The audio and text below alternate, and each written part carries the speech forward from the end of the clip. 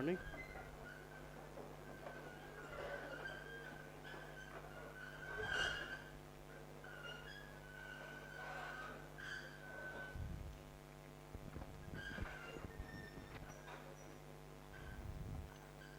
कितने स्टूडेंट्स ऐसे हैं कि जिनका पहला मैप का क्लास है ये?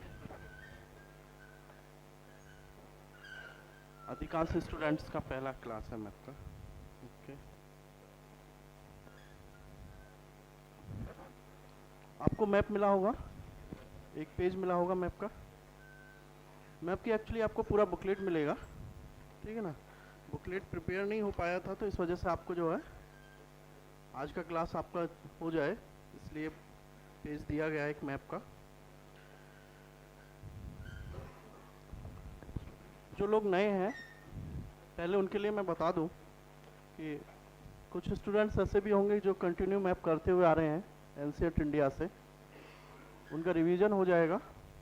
और जो नए लोग हैं उनके लिए मैं बता दूं कि आप लोगों ने यदि पेपर देखा होगा यूपीएससी का, तो पहला क्वेश्चन उसका मैप से ही होता है, फर्स्ट पेपर। यानी कि आप पहला पेपर देखेंगे हिस्ट्री ऑप्शनल का, तो पहला क्वेश्चन उसका मैप से ही होता है और वो कंपलसरी होता है, यानी कि आप उसको स्किप नहीं कर सकते हैं और उसके बिहाफ पे कोई दूसरा क्वेश्चंस भी आप लोग नहीं कर सकते हैं। तो आपको करना ही करना है। और 50 मार्क्स का क्वेश्चन होता है, 20 प्लेस होते हैं।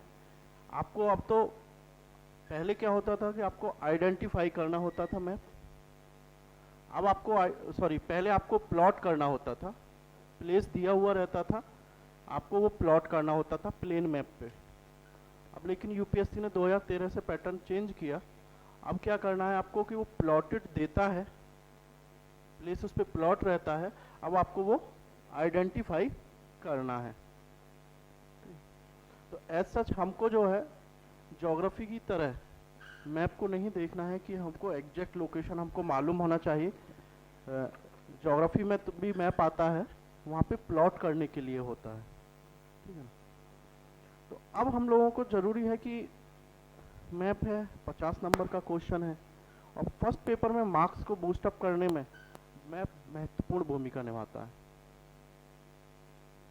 क्योंकि 2.5 नंबर का एक साइड देता है वो, यानी 2.5 20 प्लेसेज होते हैं, 20 साइड्स होते हैं मैप में। जिस हिसाब से आपको ये मैप दिया गया है इसमें प्लॉटेड करके दिया गया है, ऐसे ही यूपीएससी के मैप में भी रहेगा। आपको वहाँ पे आइडेंटिफाई करना होता है। अभी मैं मैप भी आपको यूपीएससी का क्वेश्चंस पेपर भी दिखाऊंगा लास्ट ईयर्स के, तो आपको समझ में आएगा उसमें। क्योंकि 2.5 मार्क्स का है, इसमें मैथ की तरह जिस हिसाब से मैथ में मार्क्स मिलते हैं ना आपको, यदि आपने जो क्वेश्चन को सही सॉल्व किया है तो आपको पूरे मार्क्स मिलते हैं। 10 मार्क्स यदि क्वेश्चन है तो आपको 10 में से 10 मार्क्स मिलेंगे। यही कंडीशन है आपका मैप के साथ।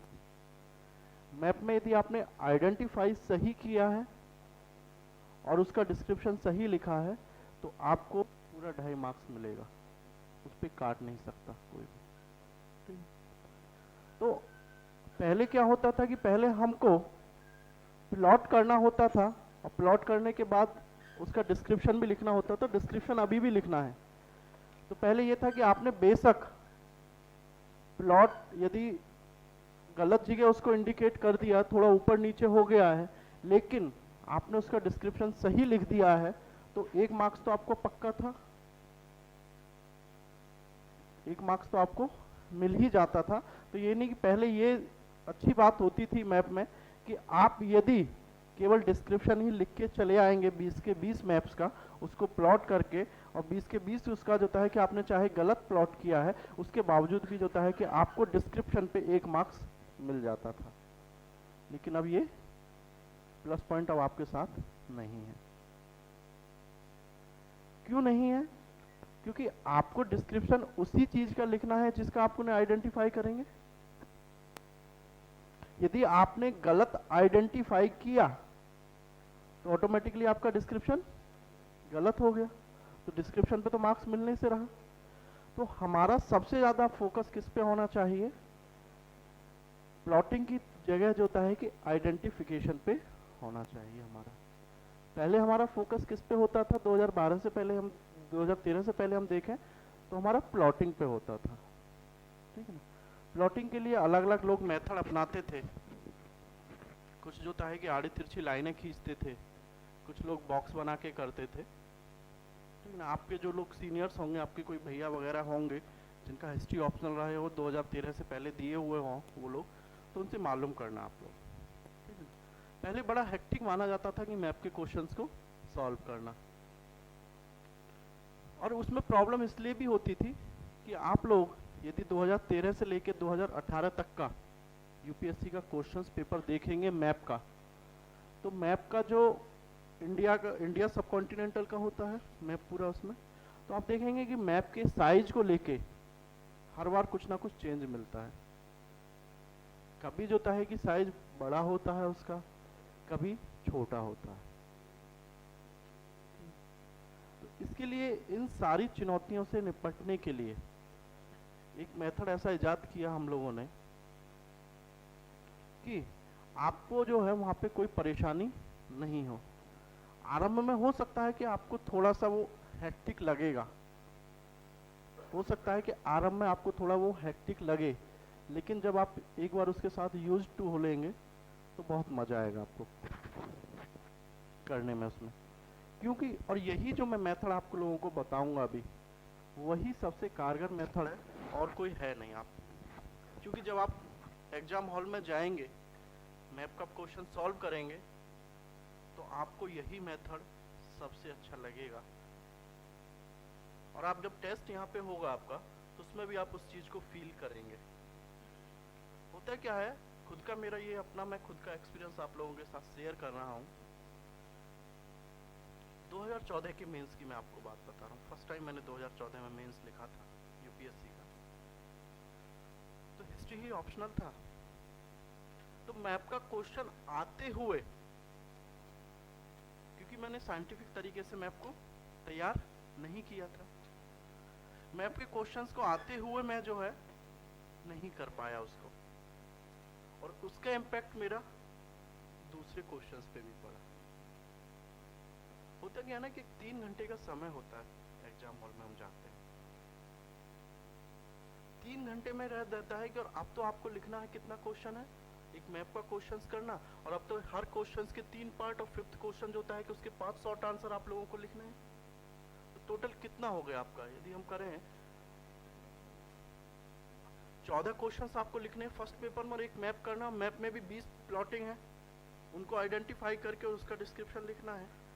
तो ऑन और एवरेज यदि हम देखें, यदि 180 मिनट को भी हम डिवाइड कर लें, 5 उसमें कर लें, तो हर क्वेश्चंस के लिए हमारे पास 36 मिनट होते हैं, और 36 में भी उसके सब पार्ट्स होते हैं। और उसके बाद जो है आपका 10 मिनट एग्जाम हॉल में उसमें एंट्री फिल करने में चला जाता है, क्योंकि बहुत सारी वो कार्रवाई कराते हैं उसमें, आपका थंब इम्प्रेशन लगाते हैं, बबल भरवाते हैं, सिग्नेचर कराते हैं, 10 मिनट आपका पूरा चला जाता है। और ऐसा तो होता नहीं है कि कोई हमारा MA BA का तो एग्जाम है नहीं यूनिवर्सिटी का कि पहले से पता होता है कि भाई क्वेश्चन कौन सा आ रहा है, और क्वेश्चन कोई भी आए लिखना तो अपने हिसाब से रहता है उसमें। बस क्वेश्चन देखे कि हाँ अकबर पे क्वेश्चन है, अकबर पढ़ लिया, तो अकबर के बारे में जो जानना है लिखना स्टार्ट कर दिए। तो यूपीएससी का तो पहले क्वेश्चन भी समझना होता है। तो ये सारी चीजें मैं इसलिए आप लोगों को बता रहा हूँ। हो सकता है कि आप लोग कुछ बोर भी हो रहे हो कि पता नहीं सर आए थे मैं पढ़ाने, पता नहीं क्या बताने लगे, लेकिन ये बेसिक्स चीजें आपको, क्योंकि और सब लोग क्या कराते हैं कि आपको थ्योरेटिकली मैप को जो पढ़ाएंगे आपको थ्योरेटिकली पढ़ाएंगे, यहाँ पे मैं आपको प्रैक्टिकली बातें बता रहा हूँ आपको। तो होता क्या है ना कि हम लोग सोचते हैं कि यार चलो मैप को बाद में करेंगे, हम छोड़ देते हैं। पहले मैप को पहले देखते हैं कि हाँ यार पहले चलो 10 मिनट मैप में लगाया यार, कौन कौन सा हो सकता है, कुछ हाथ नहीं लगता उसमें, क्योंकि कंफ्यूजन होता है वहाँ पे एक ही स्थान को लेके कि ये कौन सा होगा। पता चलेगा ये तक्षशिला है, घाली गई है, सोहन घाटी है, गंधार है, तो उसमें कंफ्यूजन होगा। जब जहाँ पे कंफ्यूजन हो तो वहाँ पे भी, और एग्जाम हॉल में कंफ्यूजन होना ये मानो कि आपका गलत होना सुनिश्चित है। दिमाग में एक साइड ये चलता रहता है यार अभी मैप का क्वेश्चंस करना है, और दूसरी तरफ ये लगता है कि टाइम निकल रहा, चलो मैं दूसरा क्वेश्चन कर लूँ। तो दूसरे क्वेश्चन को लिखते टाइम समय भी होता है कि आधे उसमें लगता है कि मैप, तुरंत याद आता है मैप भी। तो इसका जो इम्पैक्ट आपका दूसरे क्वेश्चन पे पड़ता है। तो इसलिए ज़रूरी है आप लोगों के लिए कि मैप को आप सीरियसली लें, क्योंकि अधिकांश स्टूडेंट क्या करते हैं कि मैप को वो सीरियसली नहीं लेते हैं। वो सोचते हैं यार मैप ही तो है, कर लेंगे, और नहीं भी आएगा तो क्या हो गया। लेकिन पूरा ओवरऑल एक एक मार्क्स इम्पोर्टेंट होता है यूपीएससी में। तो चूंकि जब मेरे को उसमें दिक्कत आई तो उसका इम्पैक्ट दूसरे क्वेश्चंस पे भी मैंने पढ़ा, तब मैंने ये तरीका ईजाद किया आप लोगों के साथ, अभी मैं उसको डिस्कस करूंगा। तो इसलिए हो सकता है कि मैंने पहले बताया आपको कि आपको और भी कोई तरीका इससे बेहतर लगे तो आप कर सकते हैं मैप में। मेरी तरफ से आपको छूट होगी, ऐसा हार्ड एंड फास्ट रूल मेरा नहीं है आप लोगों के साथ कि नहीं आपको मेरा ही मेथड फॉलो करना है। पर हाँ, इतना मैं ज़रूर कह सकता हूँ कि मेरे मेथड से जो होता है बेहतर आपको कोई मिलेगा नहीं, आप खुद भी कर पाएंगे उसको। ठीक है ना। सबसे पहले मैं आपको कुछ क्वेश्चन मैप का, यूपीएससी का आया हुआ मैप में दिखा। कितने स्टूडेंट्स हैं जिन्होंने यूपीएससी का क्वेश्चन पेपर देखा है पिछले 5 सालों का मैप का?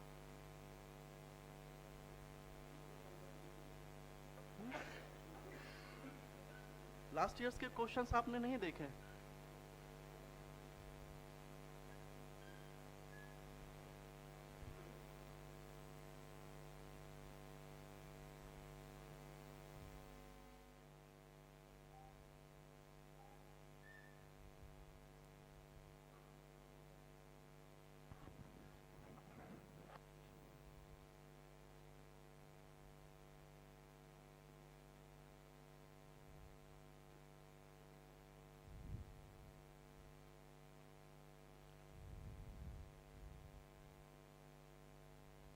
ये 2014 का मैप का क्वेश्चन है। आप लोग थोड़ा माइंडली देखना जो चीजें मैंने अभी आप लोगों को बताई।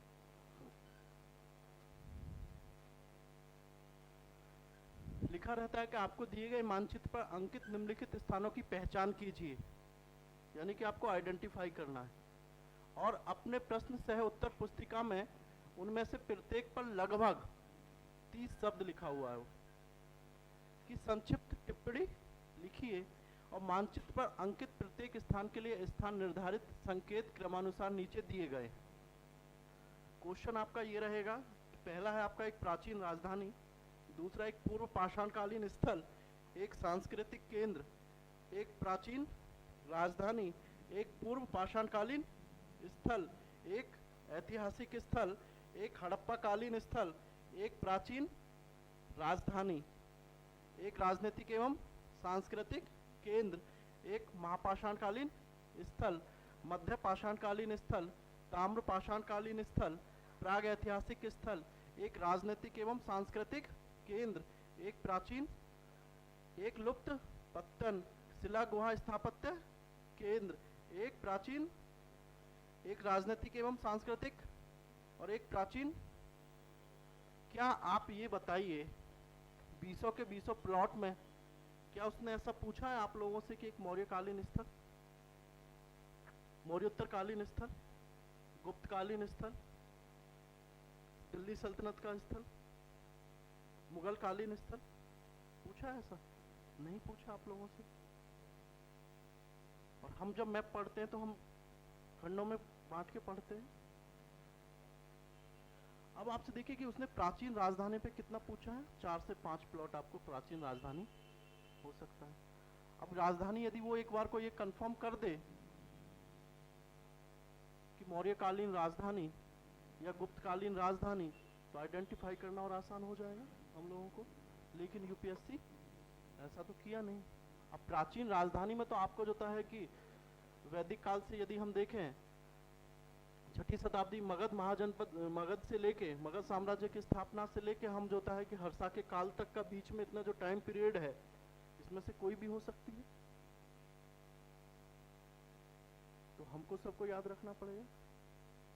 अब एक बार दिमाग में तो ये तो दोहराना पड़ेगा कि राजधानी पूछा है तो इनकी क्षेत्रों की, इन जो साम्राज्य थे, साम्राज्य के साथ साथ जो अन्य प्रांत भी थे, प्रांतों की भी राजधानी होती थी। जैसे आज हमारी है इंडिया की कैपिटल दिल्ली और यूपी की कैपिटल लखनऊ, तो वो भी तो एक राजधानी है, अभी भी रहे। तो ऐसे ही जो होता है कि हम 16 महाजनपद पढ़ा आप लोगों ने, ठीक है ना।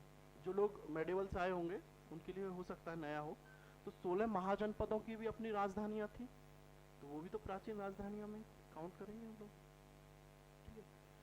देखिए यहाँ पे उसने लिखा हुआ है एक प्राचीन राजधानी, लेकिन 2016 के पेपर में पता यूपीएससी ने क्या किया था, दिखाऊंगा उसको भी। वहां पे उसने प्राचीन वर्ड गायब कर दिया। वहां पे लिखा था एक राजधानी स्थल, और उसने पूछा था शिमला को।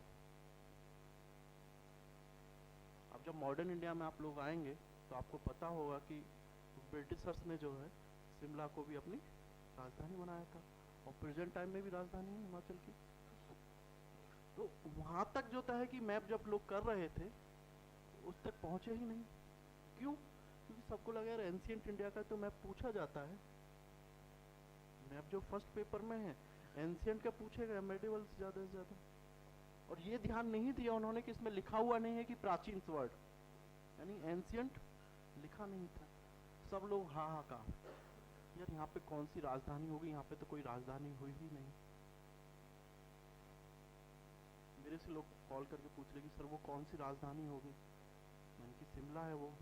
बोले सर प्राचीन काल में शिमला कब राजधानी रही है? मैंने कहा आप ये देखिए कि उसने पूछा क्या है आपसे, क्या पूछा है कि प्राचीन राजधानी? बोले कि नहीं।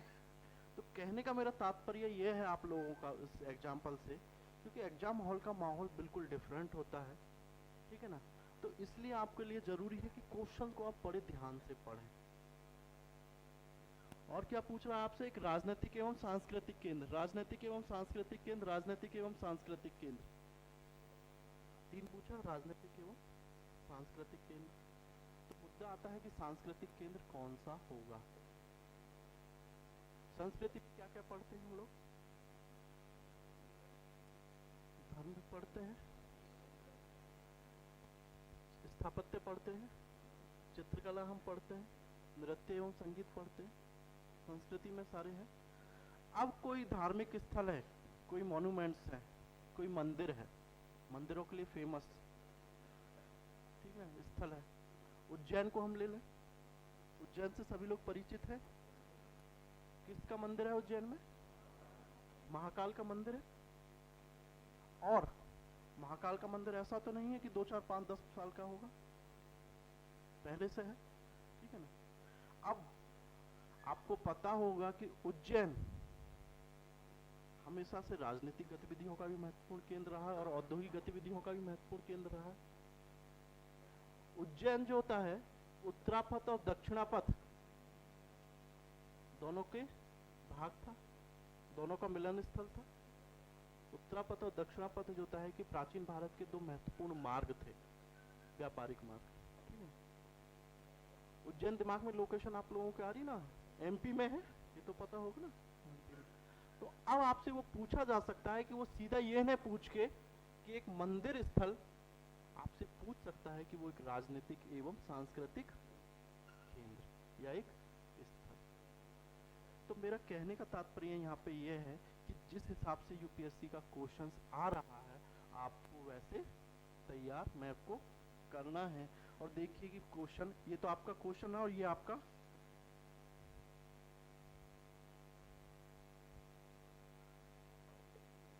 आप देख रहे हैं कि उसने प्लॉट किया हुआ है, और प्लॉट के बाद जो होता है कि ये अंदर पूरा कितना बड़ा उसने सर्कल किया हुआ है। और यदि आप मैप में देखें प्रेजेंट टाइम का, यदि इंडिया का मैप भी देखें, जितना बड़ा इसने सर्कल किया हुआ है इतने बड़े में तो पूरी दिल्ली ही आ जाएगी। यदि यहाँ पे हम देखें इसने किया हुआ है इतने बड़े में तो पूरी दिल्ली ही आ जाएगी। और दिल्ली में यदि मुखर्जी नगर को प्लॉट करना हो तो आप समझ सकते हैं कि उसके लिए कितना छोटा पिन पॉइंट करना हमको होगा। तो कहने का तात्पर्य यूपीएससी का यह होता है, इस चीज का इतना बड़ा खोलेगा कि यह स्थल और इसके आसपास यदि कोई और स्थल भी है उसको हमको आइडेंटिफाई करके वहां पे डिस्क्रिप्शन में लिखना होता है। आप थोड़ा सा इस मैप की लेंथ को, यूपीएससी का ही क्वेश्चन पेपर है, मैं कहीं और का नहीं दिखा रहा हूँ आपको, यूपीएससी की वेबसाइट से ही डाउनलोड किया गया है, आप लोग भी कर सकते हैं। इसकी मैप जो साइज है मैप का, इसको अभी थोड़ा माइंड में आप लोग रखना, ठीक है ना, कि इसकी साइज कितना है। अब मैं यदि आपको दूसरा पेपर दिखाता हूँ, देखिए कि ऐसे ही वो आएगा, आपसे पूछेगा। देखिए इसने पाकिस्तान से भी क्वेश्चन पूछा हुआ है, नेपाल में भी क्वेश्चन जाके पूछा हुआ है, नॉर्थ ईस्ट में भी हमारे जाके पूछा, पूरे उसमें जो होता है कि यूपीएससी आपसे पूरे सब कॉन्टिनेंटल में कहाँ कहाँ से स्थल है वो पूछेगा ही पूछेगा। और हमेशा यूपीएससी का एक ट्रेंड रहा है कि 2 प्लेस वो पाकिस्तान से ज़रूर पूछता है और 2 प्लेस वो गुजरात से ज़रूर पूछता है। आप देख लेना कोई भी पेपर उठा के इसका। अब देखिए 2015 का आपको मैं क्वेश्चन पेपर दिखाता हूँ।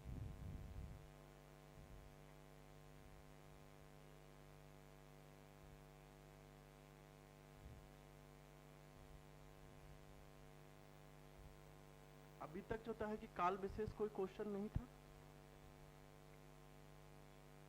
प्राग ऐतिहासिक लिखा हुआ था, यदि मध्य पाषाण कालीन, हड़प्पा काल ऐसा कुछ लिखा हुआ नहीं था। अब आप देख लीजिए, न पाषाण कालीन स्थल, न पाषाण कालीन स्थल, हड़प्पा स्थल, महापाषाण युगीन स्थल, हड़प्पा स्थल, चित्रित दूषण मृदभान स्थल, शिलालेख स्थल। 14 में भी एक भी इंस्क्रिप्शन साइट उसने नहीं पूछा था। महत्वपूर्ण प्राचीन प्राचीन प्राचीन गुहा चित्रकला स्थल, 10 में से एक भी राजधानी स्थल आपसे पूछा है उसने? नहीं पूछा ना। लेकिन इस बार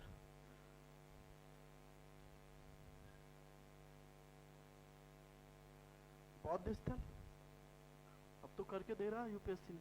बौद्ध स्थल, शैक्षणिक केंद्र, ब्रह्मदेव गांव, प्राचीन राजधानी, फिर प्राचीन राजधानी, अब मंदिर स्थल, प्राचीन राजधानी, प्राचीन बंदरगाह, पुरातात्विक मंदिर स्थल और हड़प्पा कालीन।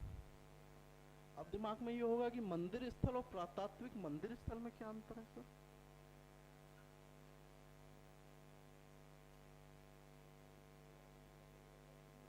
जो मंदिर अभी भी है वो है, और जो जो है कि डैमेज की अवस्था में है, ठीक है ना। तो कहने का तात्पर्य है कि आपको सब चीज़ों पे मैप के लिए नज़र रखना होगा और हर एंगल से आपको जो है कि मैप को तैयार करना होगा। अभी धीरे धीरे आपको लग रहा होगा कि मैप का क्वेश्चन करना बड़ा कठिन है, लेकिन बहुत ईजी अभी बताऊंगा आप लोगों को। मैप के साइज पहले वाला देखा हुआ था आप लोगों ने, अब ये वाला देख लीजिए आप लोग। अंतर कुछ दिख रहा है मैप के साइज में या नहीं? उसके कंपैरिजन में ये छोटा है, कंपैरिजन में छोटा है। क्या उसकी शेप में कंपैरिजन में छोटा हो सकता है? क्या शेप में कुछ अंतर है? ऐसा तो नहीं है कि उसने कश्मीर को काट दिया होगा या इसको, पूरा है शेप वही है, शेप तो चेंज नहीं हुआ, केवल उसका साइज कम या बड़ा हो सकता है, लेकिन शेप कभी चेंज नहीं कर सकता यूपीएससी। यूपीएससी क्या है, कोई कोई नहीं कर सकता, क्योंकि एक हम संप्रभु राष्ट्र हैं। चाइना भी नहीं कर सकता, ठीक है ना। यहाँ पे भी उसने प्राचीन प्राचीन वर्ड यूज किया है। अब जो मैं आपको बात बता रहा था,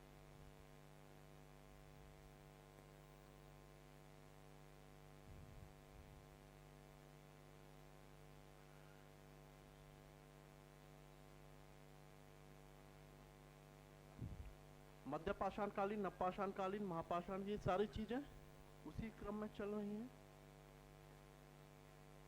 हड़प्पा कालीन स्थल, हाँ ये रहा 30 नंबर। क्या लिखा हुआ है? एक राजधानी लिखा हुआ है, ऐसा तो आइडेंटिफाई नहीं किया कि उसने एक प्राचीन राजधानी। अभी तक क्या देख रहे थे आप लोग? प्राचीन राजधानी देख रहे थे। और यहाँ पे उसने क्या लिखा हुआ है, एक राजधानी स्थल। अभी तक वो प्राचीन लिखता आ रहा था, तो अब ऐसे क्या बात होगी कि उसको प्राचीन, क्या ऐसा तो है नहीं कि कोई जगह स्पेस कम है लिखने के लिए या कोई हो, ऐसा भी नहीं है कि भाई कोई गलती हो जाए। गलती हिंदी में भी हो जाए तो इंग्लिश में भी लिखा हुआ है कैपिटल सिटी, ऐसा उसने नहीं किया। एक शिक्षा केंद्र, एक बंदरगाह, अभी तक क्या लिखते हुए आ रहा था वो, प्राचीन बंदरगाह लिखते हुए आ रहा था, नहीं आ रहा था, लेकिन इस बार उसने ऐसा नहीं किया। एक राजधानी और एक राजधानी, प्राचीन वर्ड उसने डिलीट कर दिया अपने उससे। तो हमारे पास तो इसके स्पेस है कि हम लिखें, वर्तमान की भी लिख सकते हैं।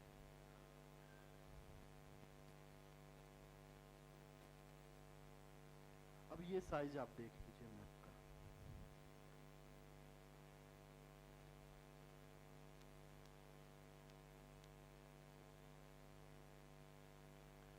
पहले उसने क्या किया हुआ था, केवल एक सर्कल करके देता था।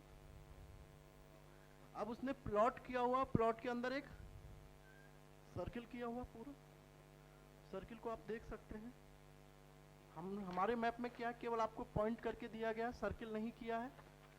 और यदि आपको सर्किल हम लोग इसमें करके दें तो आप देखिए 1, 2 और 3 नंबर आपको जो लिखा हुआ है तो वो तो इनक्रॉस करेगा।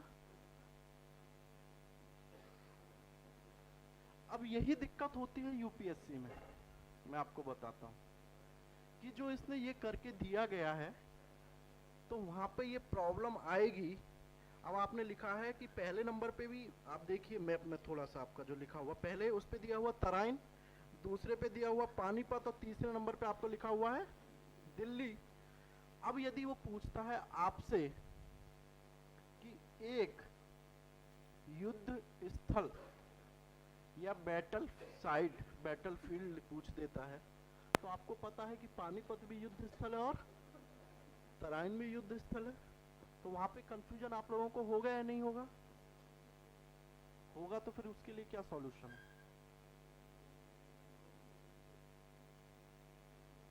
तो उसका सबसे सॉल्यूशन यही है कि आपको कोई एक, या पानीपत लिखिए या तराइन लिखिए, आपको एक जो है कि अपने हेडिंग में देना होगा, क्योंकि डिस्क्रिप्शन लिखना है ना, डिस्क्रिप्शन से पहले आपको आइडेंटिफाई करके लिखना होगा।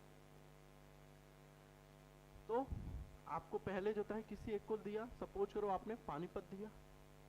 पानीपत, हाँ ये जरूर है कि दोनों एक ही राज्य में है, दोनों हरियाणा में ही, ठीक है। दोनों का जो है कि जिला अलग हो सकता है। तो आप क्या लिखेंगे, पहले आपने सपोज करो कि आपने पानीपत को लिखा हुआ है, तो आप लिखेंगे कि यह युद्ध स्थल पानीपत है, जो वर्तमान में हरियाणा राज्य में अवस्थित है। यहाँ पे 3 युद्ध हुए। पहला युद्ध 1526 ईस्वी में हुआ, दूसरा 1556 में और तीसरा 1761 में हुआ। इसके पास से ही, इसी के निकट एक अन्य युद्ध स्थल तराइन भी प्राप्त हुआ है, और तराइन को आपको अंडरलाइन कर देना है, क्योंकि उस स्थल के पास से, उस जहाँ पे उसने प्लॉट करके पूछा है आपसे, क्योंकि आसपास में दोनों ही स्थल हैं, तो आपको दोनों को ही लिखना होगा। समझे आप लोग? तो अब वो कैसे पूछ सकता है आपसे, पानीपत भी, अब तो ये आपसे पूछ लिया कि उसने पानीपत, यदि एक हम छोटा सा एग्जांपल ले युद्ध स्थल के रूप में, यदि वो आपसे आगे पूछ सकता है इसी स्थल को एक महत्वपूर्ण प्रशासनिक केंद्र, और जब हम मैप आगे करेंगे तो यहीं पे आपको जो है कि आगे बहुत सारे स्थल मिलेंगे। कुरुक्षेत्र भी यहीं पे मिलेगा आपको आगे देखिए, बहुत सारे स्थल मिलेंगे। तो कहने का तात्पर्य मेरा ये है यहाँ पे कि एक ही साइड से अलग अलग कालों में अलग अलग विशेषता वाले स्थल हमको प्राप्त होंगे। चूंकि यूपीएससी, आप देखिए हड़प्पा काल तक तो वो काल विशेष करके पूछ रहा है, अभी आपको दिखाया कि ऐसा कोई स्थल मिला कि मौर्यकालीन स्थल या मौर्योत्तरकालीन स्थल या गुप्तकालीन स्थल, ऐसा कोई नहीं मिला होगा आपको। तो क्या है कि हमको हर काल का मैप पूरा करना है और यह देखना है उस साइट के पास में कि इससे क्या क्या स्कोप, किस किस रूप में ये पूछा जा सकता है। उदाहरण के लिए मैं आपको बताऊं कि यहाँ ही पे एक बिल्कुल पास में लगता हुआ तक्षशिला, यदि हम उसको पूर्व पाषाण काल, सॉरी पाषाण काल में हम पढ़ते हैं, पूरा पाषाण काल में पैलियोलिथिक एज में पढ़ते हैं, तो वहां से हमको साक्ष्य मिलता है सोहन घाटी, चॉपर चॉपिंग संस्कृति या कल्चर का। आगे हम बढ़ते हैं तो वहां से हमको महाजनपद काल में मिलता है अन्य महाजनपद, गांधार महाजनपद। गांधार महाजनपद की राजधानी तक्षशिला वहीं पे अवस्थित है और तक्षशिला फेमस है आपका शिक्षा केंद्र के रूप में भी। और तक्षशिला मौर्य काल में प्रशासन का भी महत्वपूर्ण केंद्र था। आपको याद होगा, जिन लोगों ने मौर्य काल पढ़ चुके होंगे, वहाँ पे विद्रोह हुआ था तो बिंदुसार ने जो है कि आप उसको भेजा था अशोक को, ठीक है ना, भेजा था, तो प्रशासनिक केंद्र के रूप में भी था महत्वपूर्ण। तो एक ही स्थल को यूपीएससी आपसे पूछ सकती है कि एक प्रापाषाण कालीन स्थल, एक महत्वपूर्ण महाजनपद स्थल, राजधानी स्थल, प्रशासनिक केंद्र स्थल और आपका विश्वविद्यालय शिक्षा केंद्र स्थल। तो एक प्लेस जो होता है कि आपको 5 तरह से ये तो मैंने एक एग्जांपल आपको दिया, पूछा जा सकता है। समझ रहे हैं आप लोग?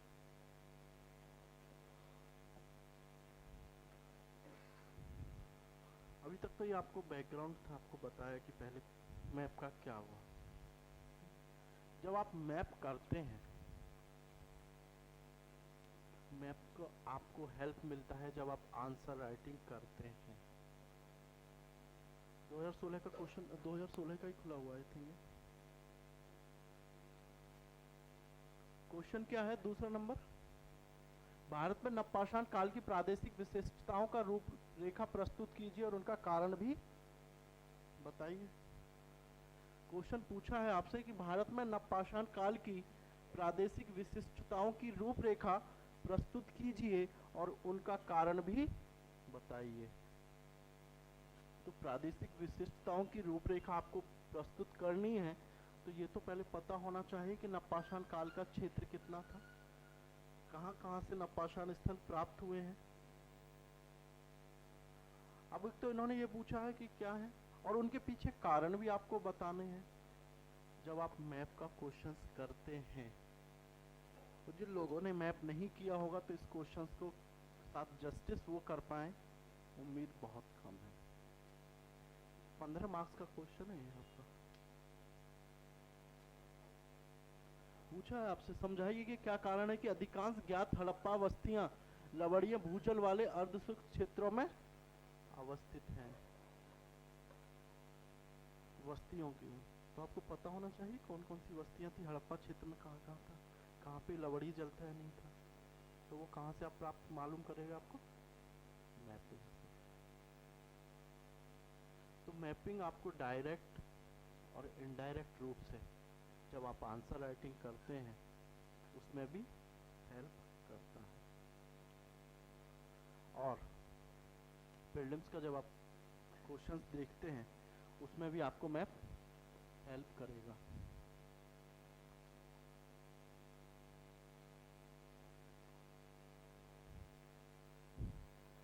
यूपीएससी में भी हेल्प करता है हम लोगों को मैप प्रीलिम्स के क्वेश्चन सॉल्व करने में, और पीसीएस में तो करता ही है। और जब आप इंटरव्यू दे रहे होंगे उसमें बहुत महत्वपूर्ण होता है मैप का रोल। पूछ लेते हैं आपसे ऐसे, आप जिस स्टेट से हैं यूपीएससी में आप जाते हैं तो यूपीएससी में तो सारा डेफ आपके उनके सामने रहता है, उनको तो पता रहता है कि कहाँ पे आप पैदा हुए, कहाँ पे अभी रह रहे, कहाँ पे क्या क्या वो कर रहे हैं। और हिस्ट्री आपका यदि ऑप्शनल है तो आपसे पूछ लेते हैं कि यदि सपोज करो मैं यूपी से हूँ तो पूछ लेंगे कि ये बताइए कि हड़प्पा काल का कोई स्थल है यूपी में, ठीक है। तो यदि आप मैप किए होंगे, अच्छा हड़प्पा सभ्यता का विस्तार आप बता दीजिए, उसकी सीमा बता दीजिए कौन कौन से स्थल है। क्या बिहार में हड़प्पा जो बिहार से हैं, क्या हड़प्पा है? क्वेश्चन मेरे से पूछा गया था बिहार के इंटरव्यू में, मेरे से क्वेश्चन पूछा गया था कि आप कुछ स्थल बताइए बिहार से जो रहे हो, तो बताया हम लोगों को। मुख्य नवपाषाण कालीन स्थल चरान, चेचर, सैनवर। क्या कारण है कि हड़प्पा सभ्यता के लोग यहाँ तक नहीं पहुँच सके, उनको बताया। तो कहीं ना कहीं मैप का बहुत बड़ा रोल है, आपके सक्सेस में रहेगा। और इसको ये तभी हो पाएगा आपके लिए जब आप इसको डेली का डेली सॉल्व करेंगे। दो तीन बातें और मैं आपको बता दूं कि आपको बहुत ज़्यादा कंफ्यूजन होगा, ठीक है ना। क्योंकि मैं इसलिए बता रहा हूँ कि हर बैच में मैं इन समस्याओं से जूझता हूँ। आप लोग उन समस्याओं का मैं पहले ही आप लोगों को निदान कर दूं कि आप लोग मेरे पास आएंगे मैप का बुकलेट लेके कि सर एक ही साइड को जो है कि अलग अलग तरह से प्लॉट करके दिया गया है, या आप लेके आएंगे कि सर फलानी कोचिंग का नोट्स में जो है कि मैप यहाँ पे ये प्लॉट किया हुआ है, ये मैप की बुक थी सर इतिहास की, इसमें यहाँ पे प्लॉट करके दिया हुआ है मैप। तो बहुत चीज़ें आपको मिलेंगी, आप देखेंगे उसमें डिफरेंस आपको मिलेगा। आपको क्या करना है, सबसे बेहतर तरीका क्या है, सभी के पास एंड्रॉयड फ़ोन तो होगा, जब से जियो आ गया तो इंटरनेट भी होगा। मैप नहीं होगा, नहीं होगा तो कम से कम एटलस तो आपके पास होगा। ज्योग्राफी आप लोग पढ़ते होंगे कि नहीं, तो ज्योग्राफी के मैप में आपको देखना है कि वो स्थल जो प्लॉट करके आपको दिया गया है वो मिल रहा है इस स्थल में मैप में, ठीक है ना। उसका केवल आपको डिस्ट्रिक्ट देख लेना है, इलाहाबाद की अब एग्जैक्ट लोकेशन पे दिया गया है या नहीं दिया गया, बस इतना आपको कर लेना है। यदि दिया गया है तो वो सही है, आपको ज़्यादा आपको दिमाग उसमें नहीं लगाना है। क्योंकि मैंने क्या बोला कि यूपीएससी में भी आपको दिखाया कि यूपीएससी भी एक सर्कल करके देती है, यूपीएससी भी एक सर्कल करके देती है, और वो भी आसपास के क्षेत्रों के, बोले कि इन आसपास हो सकता है ऊपर नीचे स्थल। यहाँ पे आपसे ज्योग्राफी के बारे में मैप नहीं पूछा जा रहा है कि एग्जैक्ट लोकेशन आप जो है कि पूरा अक्षांश और देशांतर मिला के आप उसको सॉल्व करेंगे। क्या आपने ऐसा देखा कि पीछे क्वेश्चंस पेपर में कि ऐसा तो था नहीं कि जैसे कि हमारे इस मैप में दिया गया है आपको लगातार 3 स्थल 1 2 3, ऐसा वो कभी यूपीएससी नहीं पूछेगी आप लोगों से। तो ये है आपका व्यवहारिक अप्रोच जिसकी मैं बात कर रहा था।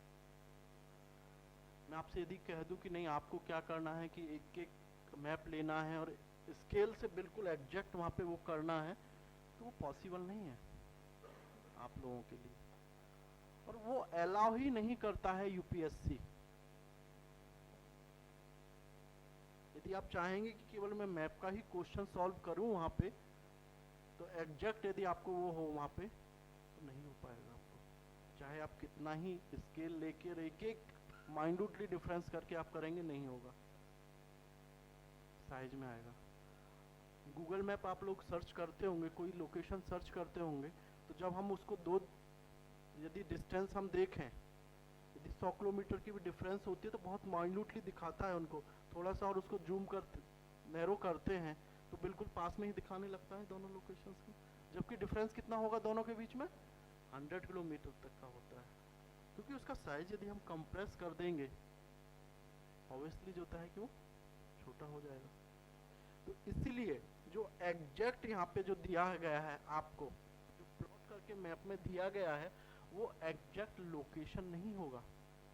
Exact location in the sense कि आपको यदि पूछा जाएगा मेहरौली स्तंभ गुप्त काल में, तो भाई मेहरौली स्तंभ तो आपका जो है कुतुब मीनार में है, दिल्ली का ही पार्ट है।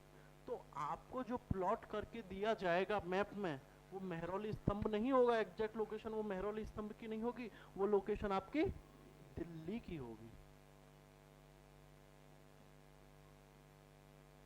जैसे कि इसमें पूछा गया है आपसे आगरा, तो आगरा तो बहुत बड़ा है, आगरा खुद अपने उसमें, तो आगरा के रूप में आगरा चूंकि एक जिला भी है और खुद शहर भी है, तो आगरा की जो लोकेशन है जिले के रूप में आपको वो दी जाएगी। यहाँ पे आगरा आपसे पूछा जा सकता है ना, आगरा को भी प्रशासनिक केंद्र, राजनीतिक केंद्र, राजनीतिक एवं सांस्कृतिक केंद्र, केवल सांस्कृतिक केंद्र के रूप में भी पूछा जा सकता है, पूछा जा सकता है, नहीं पूछा जा सकता आपको। और पढ़ हम किस में रहे, सल्तनत काल में, तो ऐसा तो है नहीं कि उसमें पूछा जाएगा कोई रहे। तो कहने का मेरा तात्पर्य एक राजधानी के रूप में भी पूछा जा सकता है, एक प्रसिद्ध नगर के रूप में भी पूछा जा सकता है आपसे, जैसा कि पूछा गया है मैप में भी आपको दिखाया। आगरा की स्थापना किसने की थी, सिकंदर लोदी ने की थी। राजधानी भी आगे बनी थी शाहजहां के समय।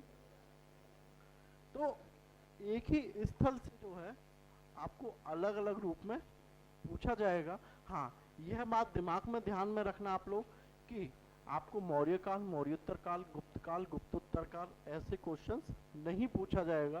फिर भी हमको प्रिपेयर रह के चलना है कि क्या भरोसा कब यूपीएससी का दिमाग उलट जाए।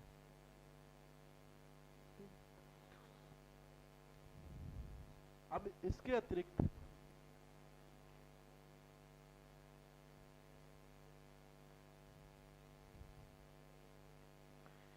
ये तो आपकी मैप की हमारी बातें रही। अब मैप को सॉल्व कैसे करना है, पहचानना कैसे है, आइडेंटिफाई करना है ना हम लोगों को। तो आप लोगों को क्या करना है कि देखिए ये टोपोग्राफी ऑफ इंडिया, इंडिया ही नहीं इंडियन सब कॉन्टिनेंटल की पूरी टोपोग्राफी है।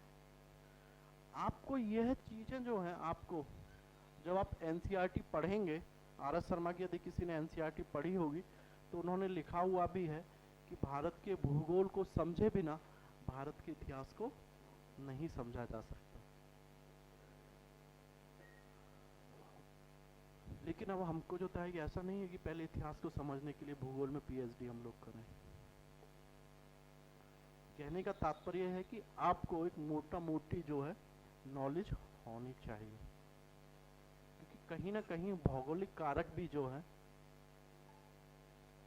उस देश की या उस क्षेत्र की जो है विकास में, इतिहास में महत्वपूर्ण भूमिका अदा करते हैं। गुजरात यूपी से ज़्यादा डेवलप्ड है तो उसमें एक कारण उसकी भौगोलिक अवस्थिति का भी है। तो हम लोगों को क्या करना है कि एक, और आप लोगों के लिए कहेंगे सर हम कहाँ से करेंगे, तो मैं आपको बता ही दिया हूँ कि आपके पास एटलस होना चाहिए। एटलस में पूरा दिया गया है आपको, पॉलिटिकल मैप भी है आपका और फिजिकल मैप भी आप लोगों का है, ठीक है। जिन लोगों के पास एटलस नहीं हो वो एटलस खरीद लेंगे। हाँ, अब ये मत पूछना आप लोग कि सर किस कंपनी का खरीदें, किसी का भी चाहें आप ले सकते हैं।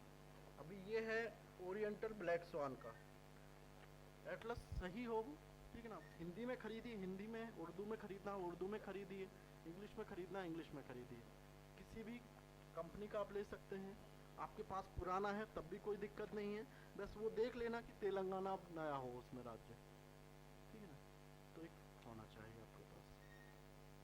कई चीज़ें होती हैं कि हम लोगों के अध्ययन के क्रम में कि एक तो हमारे पास हमेशा बेयर एक्ट जो हम पढ़ते हैं ना पॉलिटी के लिए, वो नया होना चाहिए, क्योंकि इसमें बहुत सारी चीज़ें जुड़ती जाती हैं ना। जीएसटी लागू हुआ तो जीएसटी से क्या क्या चेंजेस हुआ, कॉन्स्टिट्यूशन में भी तो चेंज हुआ ना, यानी बेयर एक्ट में। तो हम हमेशा जो है कि आप लोग नया चीज़ रखा कीजिए, बेयर एक्ट आपके पास नया होना चाहिए। एटलस जब तेलंगाना बना तो कुछ ज्योग्राफी में चेंज हुआ, नया स्टेट आया उसमें, तो वो एक नया होना चाहिए आप लोगों के पास। तो आपके पास ये होना चाहिए। अब देखना है हमको कि उसमें क्या क्या है।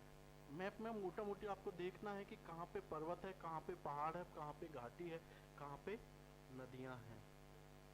क्वेश्चन अभी आपको दिखाया था नपाषाण काल के जो है कि विशिष्ट भौगोलिक स्थितियाँ क्या हैं और उनके पीछे उनके कारण क्या उत्तरदायी हैं।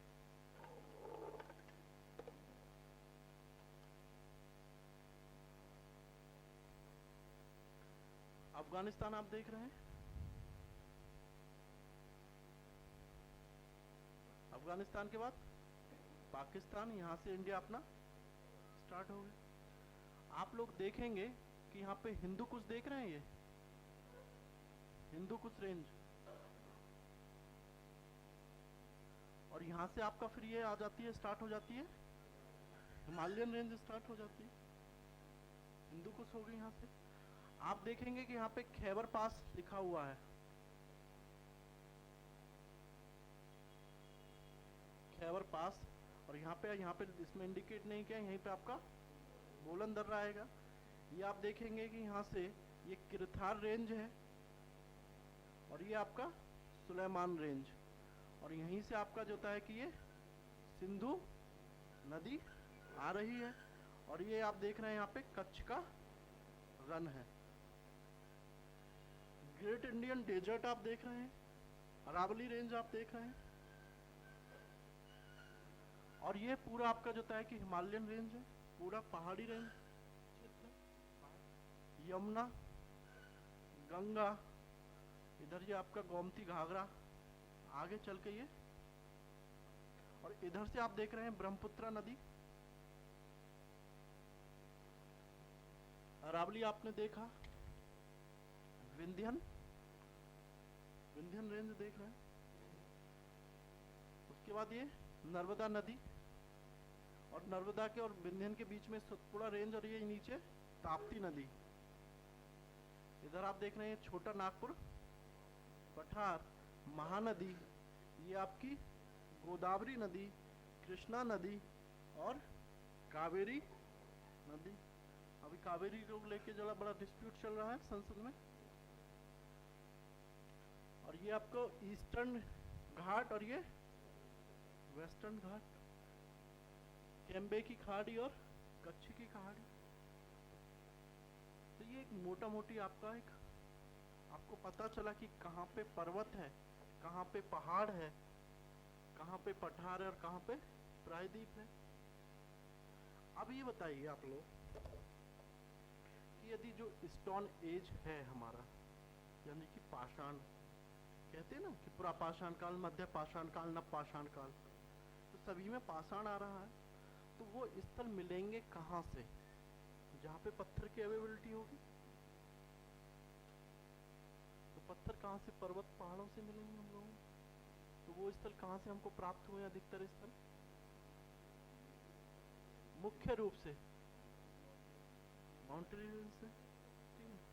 अब यदि हम कहें कि नवपाषाण कालीन स्थल, नवपाषाण काल तक आते आते मानव ने जो है कि स्थायी जीवन जीना स्टार्ट कर दिया था, कृषि और पशुपालन जो है कि स्टार्ट हो गया था। लेकिन यदि हम देखेंगे जिन लोगों ने किया हुआ भी है, तो दो स्थल हमको मिलते हैं जम्मू एंड कश्मीर में, बुर्ज होम और गुफ कराल। बुर्ज होम में जो है कि वहाँ की विशेषता है कि वहाँ से कृषि के साक्ष्य प्राप्त नहीं होते हैं, वहीं गुफ कराल में हम देखते हैं कि कृषि के साक्ष्य प्राप्त होते हैं। तो उसका कारण क्या है? यूपीएससी इस पे क्वेश्चन भी अभी मैंने दिखाया 2016 में। जब आप मैप किए रहेंगे तो पता चलेगा, क्योंकि बुर्ज होम बिल्कुल गुफ कराल जो है कि घाटी वाले क्षेत्र में अवस्थित है, और बुर्ज होम जो है कि पूरा पहाड़ी वाले रीजन में अवस्थित है, तो पहाड़ी पे तो खेती नहीं की जा सकती, वहाँ पे तो मेनली पशुपालन ही होगा, ठीक है ना। लेकिन गुप्त कराल में आपको खेती के साक्ष्य प्राप्त होते हैं। तो ये ज्योग्राफी आपको पता रहेगा,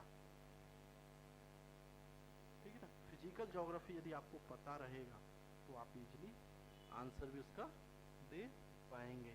और इसी हिसाब से दूसरा क्वेश्चन था कि क्यों लवणीय क्षेत्र में ही अधिक स्थल प्राप्त हुए हैं सिंधु घाटी सभ्यता के, तो वो भी आप कर लेंगे। तो समुद्र का जल कैसा होता है? लवणीय होता है सारा। आप जब सिंधु घाटी सभ्यता के स्थल देखेंगे तो यहाँ पे स्थल जो है बड़ी मात्रा में मिले हैं आप। सिंधु घाटी सभ्यता कैसी सभ्यता थी? नगरीय सभ्यता थी। नगरीकरण में वाणिज्य व्यापार की महत्वपूर्ण भूमिका रही थी। तो वाणिज्य व्यापार में बाह्य व्यापार की महत्वपूर्ण भूमिका रही थी। तो किससे बाह्य व्यापार क्या होता? समुद्र के रास्ते से होता था, नहीं होता था? उत्तर मिला आपको उसका? कुछ हिंट लगा आप लोगों को? यही पूरा कॉन्सेप्ट है। यदि आपके पास कॉन्सेप्ट क्लियर है आपका, तो आप कहीं पे भी क्वेश्चन चाहे कैसा ही पूछ ले यूपीएससी, आप इजीली अटेम्प्ट कर लेंगे। यही मैप में भी अप्लाई होता है कॉन्सेप्ट। अब आपको पता होना चाहिए कि इस क्षेत्र से कौन सा पॉलिटिकली महत्वपूर्ण है, कौन सा जो है कि कौन कौन सी राजधानियां कहाँ पे मिली हैं, कौन सा सांस्कृतिक दृष्टि से महत्वपूर्ण है, ये आपके लिए इम्पोर्टेंट है। ये तो फिजिकली मैप की बात रही। हमको फिजिकली के साथ साथ पॉलिटिकल वाला मैप भी देखना होगा।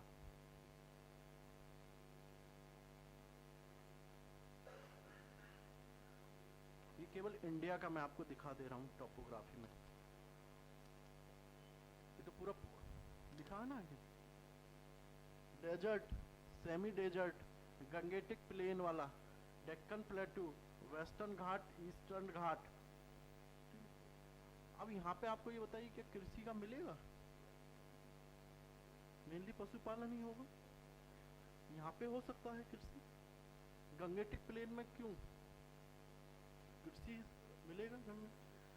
दक्षिण भारत में क्यों कावेरी को लेकर अब डिस्प्यूट चल रहा है? हमेशा से रहा। कृष्णा तुंगभद्रा दोआब में भी हमेशा से रहा है, जब आप हिस्ट्री में आएंगे, क्योंकि नदी घाटी वाला क्षेत्र को लेकर हमेशा संघर्ष होता रहा है। उपजाऊ क्षेत्र होता है और किसी भी राज्य की खाद्यान्न आवश्यकता को पूरा करने में उपजाऊ क्षेत्र ही महत्वपूर्ण भूमिका निभा सकता है। और खाद्यान्न उपलब्धता सुनिश्चित करना हमेशा से ही मानव की सबसे आवश्यक जरूरत रही, आवश्यकता रही। पर्वतीय क्षेत्र में कृषि हो सकती है, पठारी क्षेत्र में तो जो मैदानी क्षेत्र है तो कृषि तो वहीं पे होगी।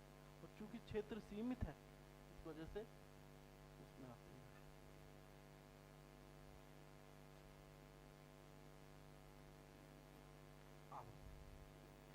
आप लोगों को मैंने अभी तक जो बातें बताई, पहला तो आपके पास जो फिजिकली मैप है उसमें आपको पता होना चाहिए, मैंने बताया आपको कहाँ पे पर्वत है, कहाँ पे पठार है, कहाँ पे मैदान है, कहाँ पे नदी घाटी वाला रीजन है। दूसरा, आपको ये जो ये पॉलिटिकली मैप है इंडिया का, केवल मैं इंडिया की बात कर रहा हूँ यहाँ पे, आपको ये पता होना चाहिए कि इंडिया के किस स्टेट की बाउंड्री कहाँ पे शुरू हो रही है और कहाँ पे जाके खत्म होती है। ये मैं क्यों बताया? अभी आपको 3 मैप मैं दिखाया, तीनों मैपों के साइज में अंतर था, लेकिन क्या इंडिया की शेप में अंतर था? कोई नहीं था। आप देख रहे हैं कि ऊपर वाला पूरा जम्मू एंड कश्मीर, यहाँ पे हम देख रहे हैं ये पूरा एक कर्व है। आप अपने मैप में भी, सामने आपके पास मैप है जो दिया गया है, उसमें भी आप देखिए कर्व है। तो यहाँ से आप देख ही रहे हैं ये ऊपर वाला स्थल पूरा यहाँ तक आपके पास जो है, ऊपर जितना भी आप जाएंगे जम्मू एंड कश्मीर है। उसके बाद आप पंजाब वाले रीजन में आएंगे तो पंजाब में भी आप देख लीजिए कि दूसरे कट पे आपके जाके पंजाब की सीमा खत्म हो जा रही है दूसरे इस पे कट के, और यहाँ पे आपको लास्ट में आते हैं तो आपको जो है ये राजस्थान पूरा। पहले आप क्या कीजिए कि जो बाउंड्रीज वाले स्टेट हैं केवल उनका शुरुआती वो आइडेंटिफाई कीजिए। क्यों, ये मैं क्यों बता रहा हूँ आपको, क्योंकि आगे जो होता है कि आपने देखा कि यूपीएससी प्लेन मैप देती है, स्टेट की बाउंड्रीज वाला मैप नहीं देती है। जब आपको डिस्क्रिप्शन लिखना होगा तो कई बार आपको कंफ्यूजन ये क्रिएट करेगा कि ये जम्मू एंड कश्मीर में है या पंजाब में है। तो आपको जब एग्जैक्ट पता होगा कि जम्मू एंड कश्मीर की बाउंड्रीज कहाँ पे समाप्त हो जा रही हैं, पंजाब की कहाँ से स्टार्ट हो जा रही हैं, तो ये कंफ्यूजन आपका दूर हो जाएगा। इसी हिसाब से आपको ये सारा देखना है।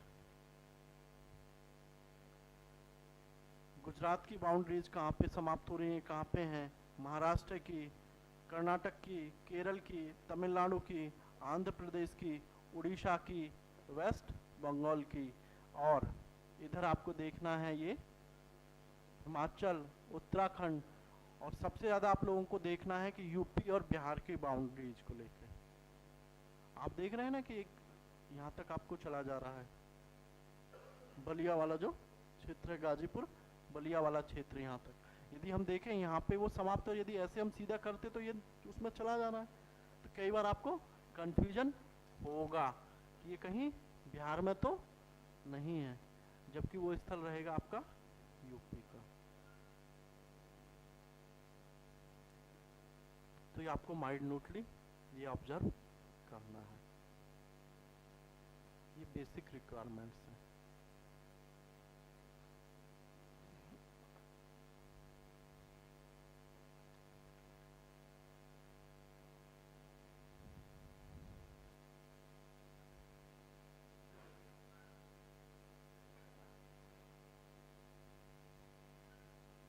अब हम आते हैं सल्तनत काल के मैप पे।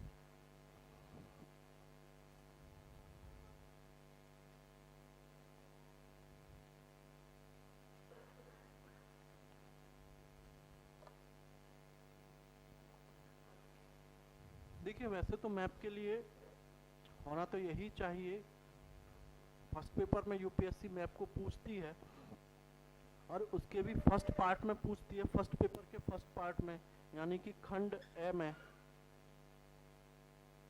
तो खंड ए में आपका जो आता है वो प्राचीन इतिहास से ही होना चाहिए, प्राचीन इतिहास से ही क्वेश्चन पूछा जाता है। तो मैप भी आपका प्राचीन इतिहास से ही होना चाहिए। लेकिन आगे क्या है कि यूपीएससी ने अपनी सीमाओं का वायलेशन किया है, क्योंकि उसने जब पूछ लिया है कि राजधानी के रूप में हिमाचल को लेकर उसने क्वेश्चन पूछ लिया है, तो हम ऐसा तो है नहीं कि हम यूपीएससी के खिलाफ आंदोलन करें भाई इसके लिए, भाई आपने ऐसा क्यों पूछ लिया ये। तो उससे अच्छा बेहतर तरीका यही है कि भाई यूपीएससी डाल तो मैं तो हम उसको तैयार ही कर लें, कुछ फायदा ही करेगा। और अधिकांश स्थल वही है इसमें जो आप पीछे भी पढ़ चुके हैं। आगरा की चर्चा आपको ऐसा नहीं है कि नया यहीं पे मिलेगा, दिल्ली की चर्चा ऐसा नहीं है कि यहीं पे ही मिलेगी, मुल्तान भी पीछे भी आप पढ़ेंगे हम हैं। हाँ, कुछ कुछ स्थल जो हैं वो इम्पोर्टेंट हो जाते हैं, इसी में हमको देखना है। अभी मैंने बताया कि आपको मैप का बाउंड्रीज दिखाए, स्टेट का बाउंड्रीज दिखाए, तो कंफ्यूजन होता है कि हमको कैसे इसको करना है। एक हमारा तरीका है, यानी हमारा क्या, मेरा एक तरीका है कराने का मैप का। वो हो सकता है कि लगेगा कि सर हमको ये तो ये रटा रहे हैं, वो रटना नहीं है आपको। उसको क्या करना है कि आपको एक सिस्टमेटिक वे में प्रिपेयर करना है, वो उसको हम कहेंगे स्मार्ट वर्क, हम उसको कर रहे हैं। हम क्या करते हैं कि चार्ट तैयार करते हैं। चार्ट में क्या करते हैं कि अलग अलग काल का, आप लोग तो अभी जो मेडिवल से ज्वाइन किए हैं उनको ऐसा नहीं है कि उनको नहीं कराया जाएगा ये मैप, एंशियंट वाला जो छूटा गया वो भी आप लोगों को कराया जाएगा। अब ऐसा नहीं है कि चूंकि एंशियंट से इसलिए नहीं कराया गया अभी आपको क्योंकि एक तो पढ़ाई आपकी एंशियंट की नहीं चल रही है अभी, दूसरा कि इसमें आधे बच्चे ऐसे भी हैं बैठे हुए हैं कि जो वो मैप एंशियंट का कर चुके हैं, उनके लिए रिपीटेशन होगा। और फिर ये है कि चूंकि अब जो पढ़ाई चल रही है उसी को कराया जाए आप लोगों को। तो सल्तनत काल आप लोगों को चल रहा है अभी। सल्तनत काल में कहाँ पे हम लोग पहुँचे हैं अभी? पॉलिटिकल एडमिनिस्ट्रेशन स्टार्ट हो गया, एकता व्यवस्था पूरा हो गया, हो गया ना एकता व्यवस्था।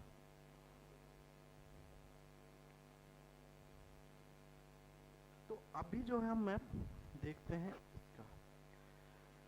हम कभी भी मैप स्टार्ट करेंगे, चार्ट हम प्रिपेयर करते हैं एक, तो उसमें हम सीधा लेते हैं आपका अफगानिस्तान को देखते हैं कि अफगानिस्तान में कोई स्थल मिला है उस काल में। फिर उसके बाद पाकिस्तान को देखते हैं, पाकिस्तान में कोई स्थल मिला है या नहीं मिला। फिर हम इंडिया में आते हैं, इंडिया में हम नॉर्थ से साउथ की तरफ बढ़ते हैं, यानी कि जम्मू कश्मीर में कोई स्थल मिला है उस काल में या नहीं मिला, पंजाब में कोई स्थल मिला है या नहीं मिला, पंजाब के बाद हरियाणा में कोई मिला है स्थल या नहीं मिला, राजस्थान में कोई मिला है या नहीं मिला, दिल्ली में है या नहीं है, दिल्ली के पश्चात यदि उत्तर प्रदेश में कोई है या नहीं, बिहार में कोई है या नहीं, और बिहार की तरफ आगे बढ़ गए तो वेस्ट बंगाल और उत्तर पूर्व की तरफ देखा। फिर पुनः एक बार साउथ पश्चिम की तरफ आए, गुजरात देखा, महाराष्ट्र देखा, लगते हुए तेलंगाना देखा, उधर तेलंगाना के बाद कर्नाटक देखा, केरल देखा, तमिलनाडु देखा और आंध्र प्रदेश और उड़ीसा। इस रूप में हम एक चार्ट प्रिपेयर हम लोग करते हैं। अब उससे फायदा क्या होता है चार्ट प्रिपेयर करने से? चार्ट प्रिपेयर करने से आपको क्या है कि एक तो सिस्टेमेटिक वे में आपका वो तैयार हो जाता है, पता चल जाता है कि ये किस काल का है, किस स्थल पे है और इसकी प्रमुख विशेषताएं क्या हैं। उसमें होता क्या है कि आपका जो डिस्क्रिप्शन 30 शब्द में लिखा हुआ है, उसमें लिखता है ना लगभग 30 शब्दों में, तो आपको डिस्क्रिप्शन वैसे ही तैयार हो जाता है। और दूसरा कि आप उसमें कंपैरिजन करते चलते हैं पीछे के कालों से और आगे के कालों में, कि यहाँ पे कोई अन्य स्थल इस जगह के आसपास से मिला या इस जिले में कोई अन्य स्थल मिला। अब क्या होगा, जब आप एग्जाम हॉल में जाएंगे तो आपको केवल वो ही रिवाइज करना होगा और किसी की ज़रूरत आपको नहीं होगी। आपको देखिए कि मैप का दूसरा पेज पे आइए आप लोग।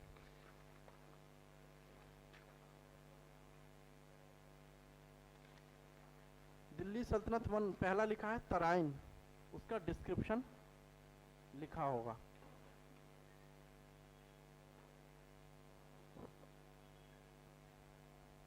पहला जैसे कि डिस्क्रिप्शन लिखा हुआ तराइन का, इसमें लिखा हुआ है तराइन हरियाणा के थानेश्वर से मात्र 14 किलोमीटर की दूरी पर स्थित है।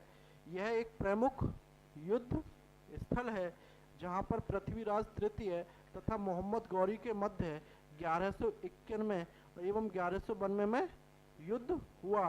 आगे इल्तुतमिश ने अपने भाई यालदोज को भी यहीं पे हराया था। तराइन का युद्ध, तराइन। अब आपको पूछा किस रूप में जा सकता है कि एक महत्वपूर्ण युद्ध स्थल के रूप में। अब आपसे ये नहीं पूछेगा कि वो दिल्ली सल्तनत कालीन स्थल या पूर्व मध्यकालीन स्थल, ऐसा नहीं पूछेगा। अब आपसे पूछेगा कि एक वो है युद्ध स्थल। और अभी आप मैप में भी देख सकते हैं कि युद्ध स्थल के रूप में 1 नंबर और 2 नंबर में आप देखिए, और यदि उसने गोला बना के यूपीएससी ने पूछ लिया तो दोनों एक ही उसमें मर्ज हो जाएंगे, तो वहाँ पे कंफ्यूजन होगा। यदि युद्ध स्थल के रूप में आपसे पूछा तो हो सकता है कि आप में कंफ्यूजन, हम इसको तराइन लिखें या पानीपत लिखें। तो इसका सबसे बेहतर तरीका है कि आप कोई भी एक लिखिए, पूरा डिस्क्रिप्शन उसके बारे में देखिए, लेकिन लास्ट में एक लाइन यह भी लिख दीजिए कि यहाँ से एक अन्य युद्ध स्थल यह भी प्राप्त हुआ है, और उसको अंडरलाइन कर देना है। क्योंकि मैं इसलिए आपको ये बता रहा हूँ कि डीयू के बहुत सारे प्रोफेसर्स हैं, उनसे मेरी इस बारे में बात हुआ।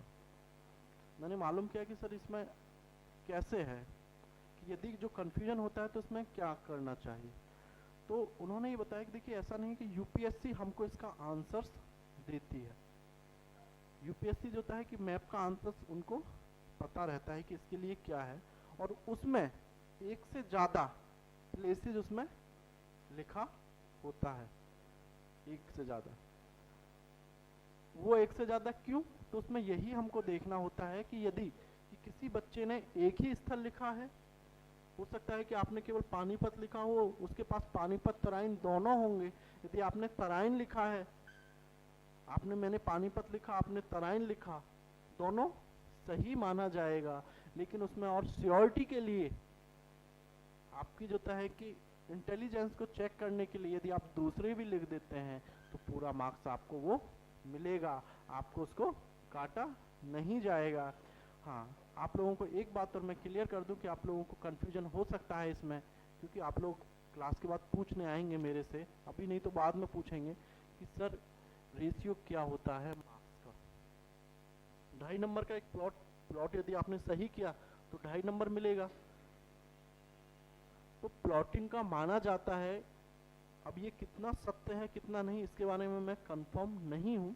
जो डीयू के ही प्रोफेसर्स हैं उन्हीं से ये पता चला है कि यदि आप लोकेशन को सही आइडेंटिफाई करके लिख देते हैं तो आपको 1.5 नंबर मिलता है।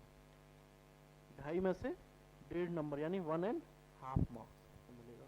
और यदि आप उसका डिस्क्रिप्शन भी सही लिखते हैं तो पूरा का पूरा आपको 2.5 मार्क्स। 1 नंबर आपका डिस्क्रिप्शन पे रहता है और 1.5 नंबर आपकी आइडेंटिफिकेशन पे रहता है। तो इसलिए ज़रूरी है कि आप आइडेंटिफाई करें। और ऐसा नहीं होता है कि यदि आप केवल आइडेंटिफाई करके छोड़ देंगे और आपका वो चेक नहीं होगा, चेक होगा लेकिन मार्क्स कम मिलेगा। 1.5 नंबर के हिसाब से यदि आपने सही किया है तो मिलेगा। अब बात आती है कि डिस्क्रिप्शन लिखना कैसे है। अब सपोज करो कि यही हमने लिया, पूछा गया युद्ध स्थल के रूप में। अब जो चीज पूछी जा रही है तो लिखेंगे तो उसी के बारे में ना। अब यदि पूछा जाए कि भाई आपसे कि किसी का भी हम एग्जांपल ले लेते हैं कि सपोज करो कि आपसे यदि पूछा जा रहा है कि भाई कोई गांधी जी की जो है अफ्रीका यात्रा के बारे में कुछ बताइए, तो हमको अफ्रीका यात्रा के बारे में ही तो बताना होगा।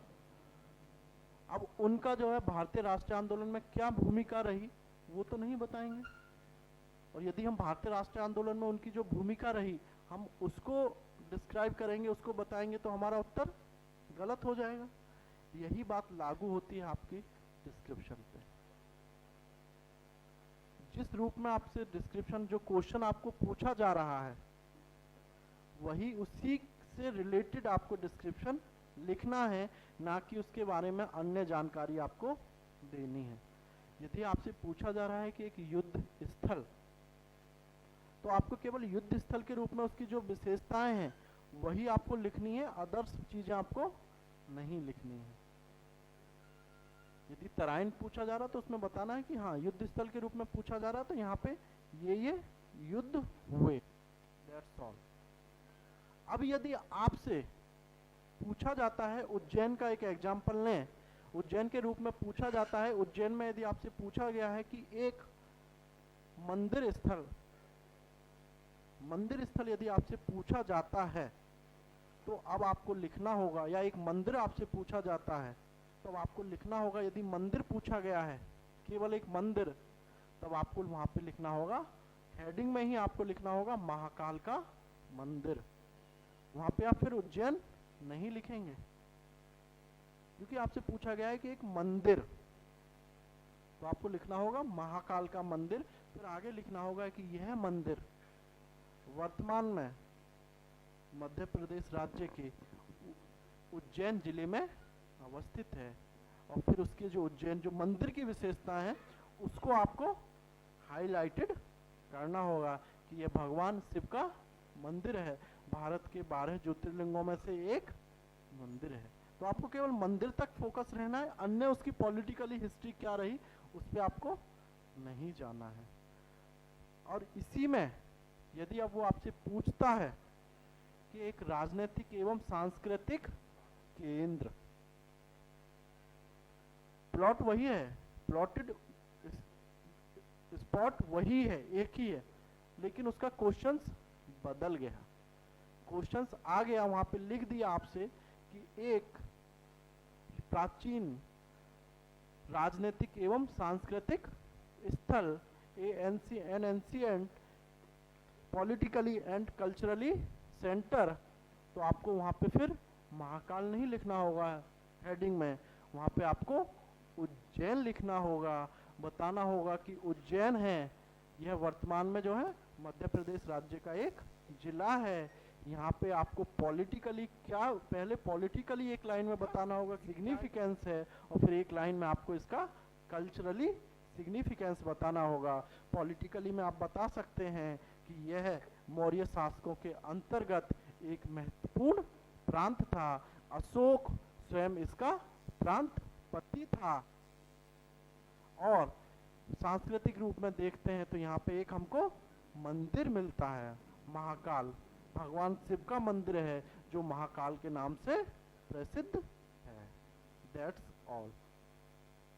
पिछले वाले में हमने मंदिर पे पूछा तो मंदिर के विषय में लिखा, अब उसने राजनीतिक और सांस्कृतिक दोनों पूछा है तो हमारा डिस्क्रिप्शन चेंज हो गया। तो इस रूप में आपको लिखना है। यदि वो पूछेगा आपसे, देवल होगा आपके, इसमें देवल दिया हुआ है ना 8 नंबर पे, देवल, तो देवल इसमें लिखा हुआ है एक बंदरगाह। तो अब हमको बंदरगाह के संदर्भ में विशेषताएं लिखनी है उसकी, ना कि उसकी और क्या हिस्ट्री या ज्योग्राफी और कुछ रही। पूछा था ना आपके बंदरगाह, लुप्त पत्तन भी पूछा था, तो ये एक लुप्त पत्तन का ही अब उदाहरण है। अब आप देखेंगे तो इसी के पास में, यदि आप मैप में जाके देखेंगे अपने एटलस में, तो अब जो है यहीं पे कराची पोर्ट है। अब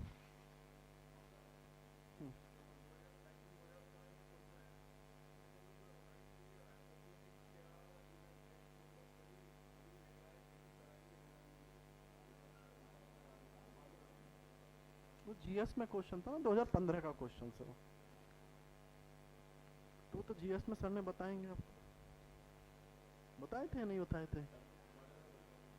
मॉडर्न अभी नहीं पढ़े ना, तो मॉडर्न नहीं, अभी जब पानीपत को आएगा तो आपको बुकलेट आपको जो मिलेगी ना, आपको एक बुकलेट मिलती होगी, यहाँ से बुकलेट है आपके पास? कितने लोग ईमानदारी से बुकलेट पढ़ते हैं? ईमानदारी से पढ़ते हैं ना आप लोग? मेरे को नहीं लगता कि आप लोग ईमानदारी से पढ़ के आते हैं, क्योंकि मैं डेली 2-3 स्टूडेंट ऐसे मेरे पास आते ही हैं, पूछते ही हैं कि सर इसका आंसर क्या होगा, तो मैं इनको कहता हूं कि इसमें बुकलेट में वो लिखा हुआ है। आप जिसकी बात कर रहे हैं ना, जब आप मुगल काल में आएंगे, अभी तो दिल्ली सल्तनत आपका चल रहा है ना, तो पानीपत आगे जब युद्ध की चर्चा होगी तो ये बुकलेट में करके इसका आंसर दिया गया है, ठीक है आपको। इसीलिए मैं कहता हूं कि आप लोग क्या किया कीजिए कि आप लोगों का काम केवल यही होना चाहिए, जब जिस सब्जेक्ट की आप पढ़ाई कर रहे हैं, अभी आपका दिल्ली सल्तनत चल रहा है, तो आपके पास आपको एक क्वेश्चन बैंक भी दिया गया होगा, इंस्टीट्यूट की तरफ से क्वेश्चन बैंक दिया गया होगा, जिसमें कि आपको 2018 तक का भी पेपर होगा। 18 का अलग से दिया होगा आप लोगों को, ठीक है ना।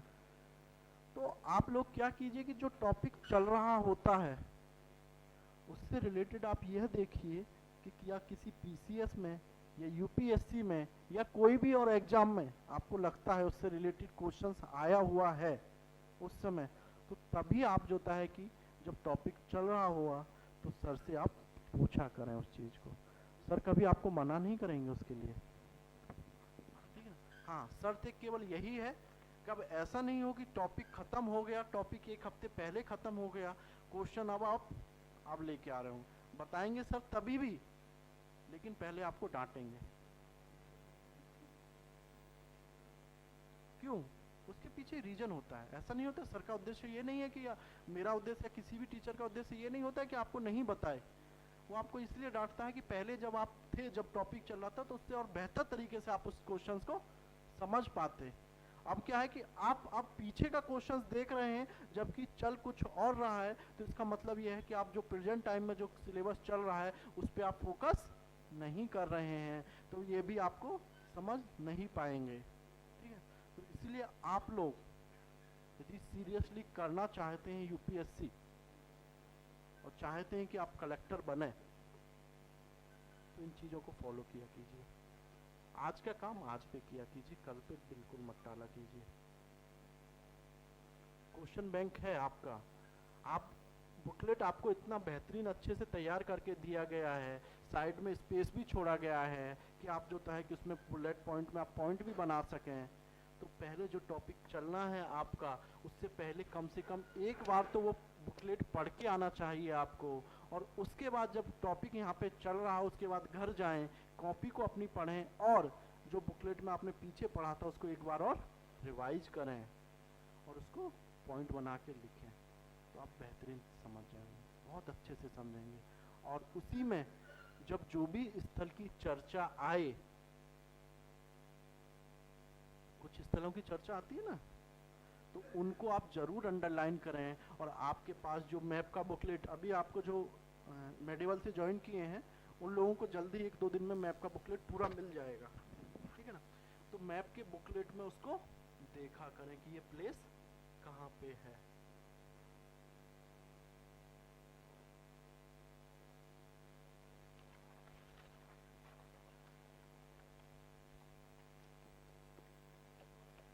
अभी जो होता है कि हम एक सभी के पास नोटबुक तो होगा,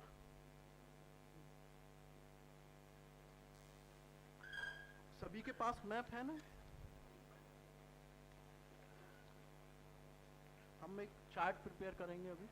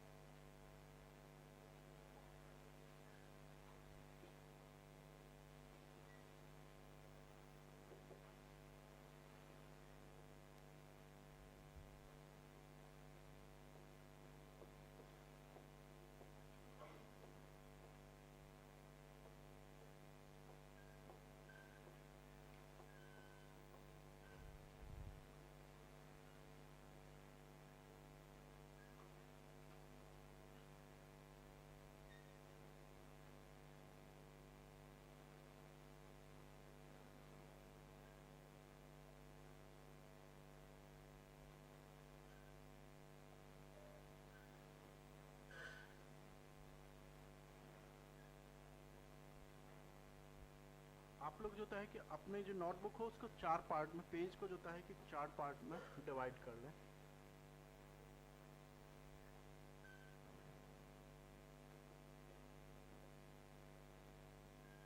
पहले कॉलम में आप लिखेंगे राज्य, दूसरे में आप लिखेंगे स्थल यानी प्लेस, तीसरे में आप लिखेंगे जिला यानी डिस्ट्रिक्ट, और फोर्थ वन में आप लिखेंगे विशेषताएं।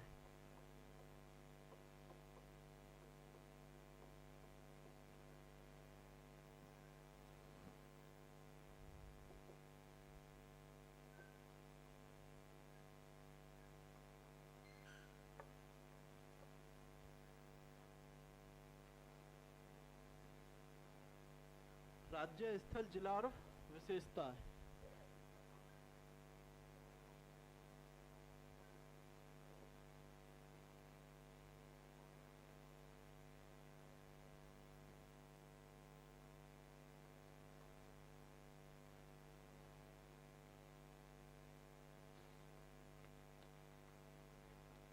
आप देखिए कि आपका जो मैप है उसमें 4 नंबर प्लॉट देखिए, 4 नंबर पे कहाँ पे प्लॉटेड है?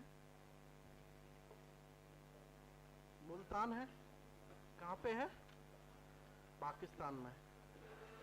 तो अभी मैंने आप लोगों को बताया था कि हम लोग कभी भी कोई भी किसी भी काल का मैप करेंगे तो हम देखेंगे कि हम अफगानिस्तान से चलेंगे, पाकिस्तान होते हुए इंडिया में प्रवेश करेंगे, फिर जम्मू कश्मीर से होते हुए कन्याकुमारी तक हम लोग आगे बढ़ेंगे।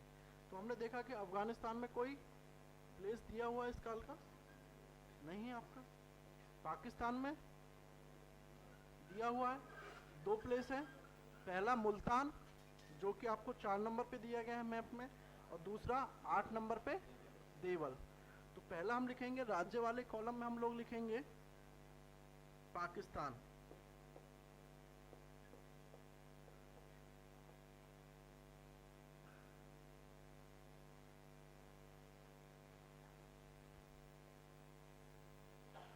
स्थल में हम लिखेंगे मुल्तान।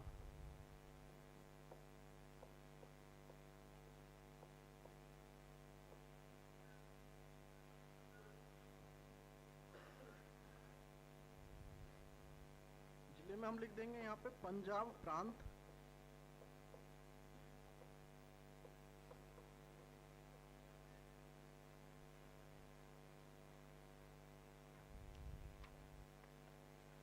पंजाब प्रांत लिखना होगा, क्योंकि राज्य के रूप में हमने यहाँ पे एक राज्य माना है पाकिस्तान को, ठीक है ना, एक राष्ट्र है। जिला उसका नहीं है, उसका प्रांत है, तो हमको उसको जिले का लिखने की जरूरत नहीं है, हम प्रांत लिख देंगे, काम चलेगा हमारा, क्योंकि इतना हमको नहीं है। और आप यदि उसका जिले का भी नाम याद रखने की कोशिश करेंगे तो वहाँ तक आपको नहीं जाएगा, आपको एग्जाम हॉल तक जाएगा नहीं, और गलत आप लिख सकते नहीं। यदि आप गलत लिखेंगे तो आपका मार्क्स काट लिया जाएगा। अब विशेषताओं में आप लिखिए, इसमें बुलेट में आप करके लिखेंगे। पहला आप लिखिए,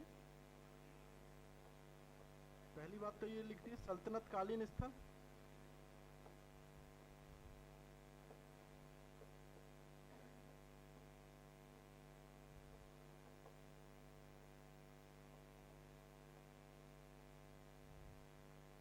सल्तनत काल का है तो अंडरस्टूड है, सल्तनत कालीन स्थल के रूप में आप लिखेंगे।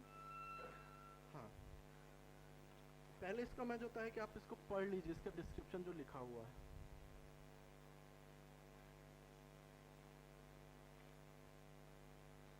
लिखा हुआ मुल्तान वर्तमान समय में पाकिस्तान का एक प्रांत रहा है। प्राचीन काल में इसकी महत्ता इस बात में थी कि यहाँ की जनता ने सिकंदर के आक्रमण का जबरदस्त प्रतिरोध कर दिया था।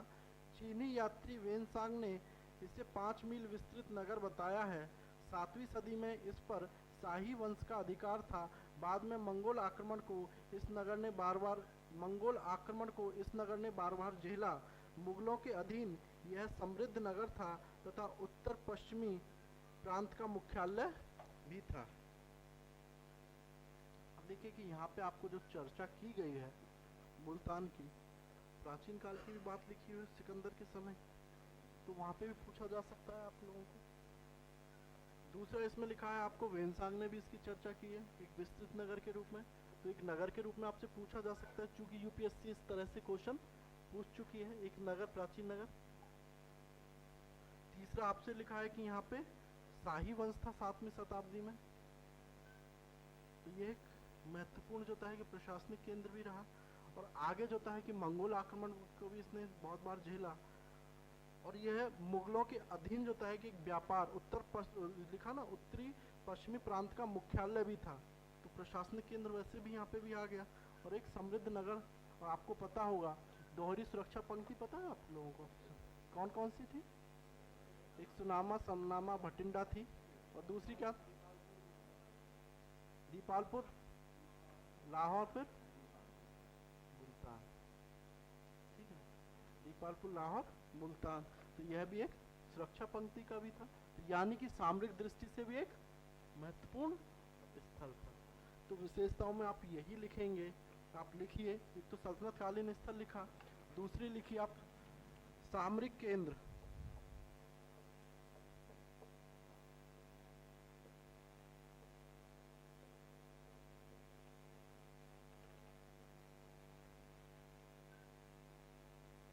तीसरा लिखिए प्रशासनिक केंद्र,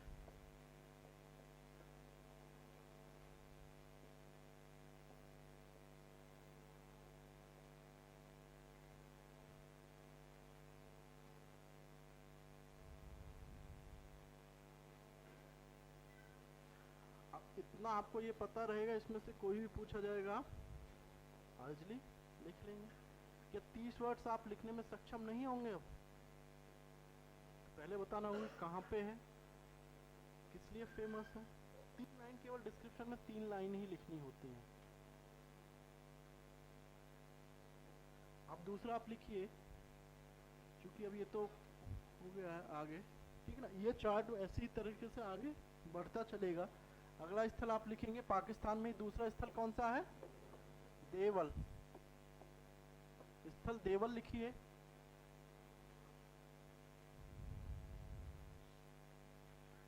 सिंध प्रांत लिख लीजिए, वो पंजाब प्रांत में था ये।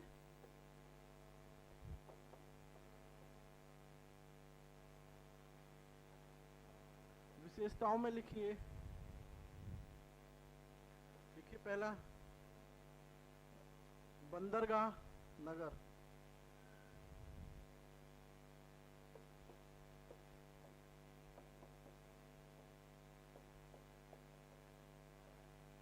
आपको पूछा जा सकता है बंदरगाह के रूप में भी और बंदरगाह नगर के रूप में भी। बंदरगाह औगलिक,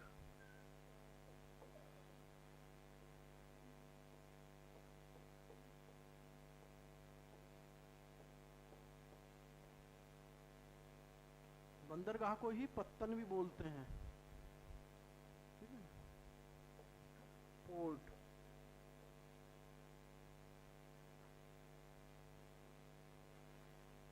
दूसरा किस रूप में पूछा जा सकता है आपको ये? व्यापारिक केंद्र।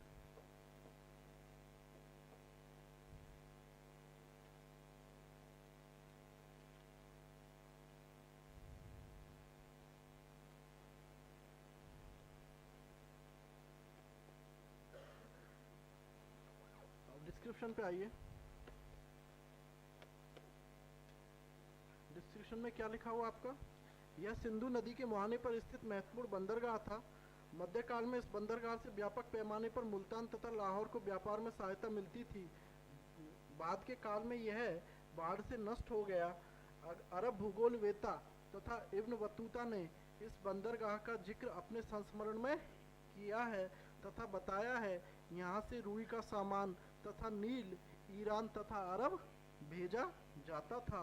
मोरलैंड ने बताया है कि मानसून की दृष्टि से बंदरगाह की स्थिति अनुकूल नहीं थी।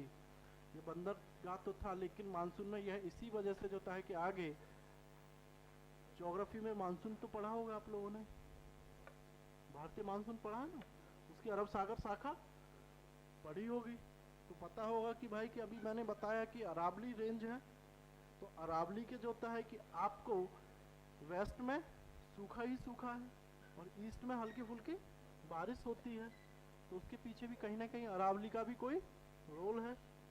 और चूंकि यह देखते हैं कि वहीं से जाती थी वहाँ पे, तो मानसून उस समय होता है कि मानसून में बहुत ज़्यादा बरसात होती थी, इसलिए तो लिखा हुआ ना कि मोरलैंड ने कि मानसून की दृष्टि से यह उपयुक्त नहीं था बंदरगाह। तो यहाँ पे कुछ ही समय के लिए व्यापार हो सकता था उस काल में, और आगे बाढ़ में नष्ट हो ही गया। तो इसलिए आपसे पूछा जा सकता है, बंदरगाह के रूप में भी पूछा जा सकता है, लुप्त पत्तन यानी कि घोस्ट पोर्ट के रूप में भी आपसे पूछा जा सकता है। और ऐसा ही यूपीएससी ने पीछे पूछ भी चुकी है आपको, अभी थोड़ी देर पहले मैंने आप लोगों को दिखाया।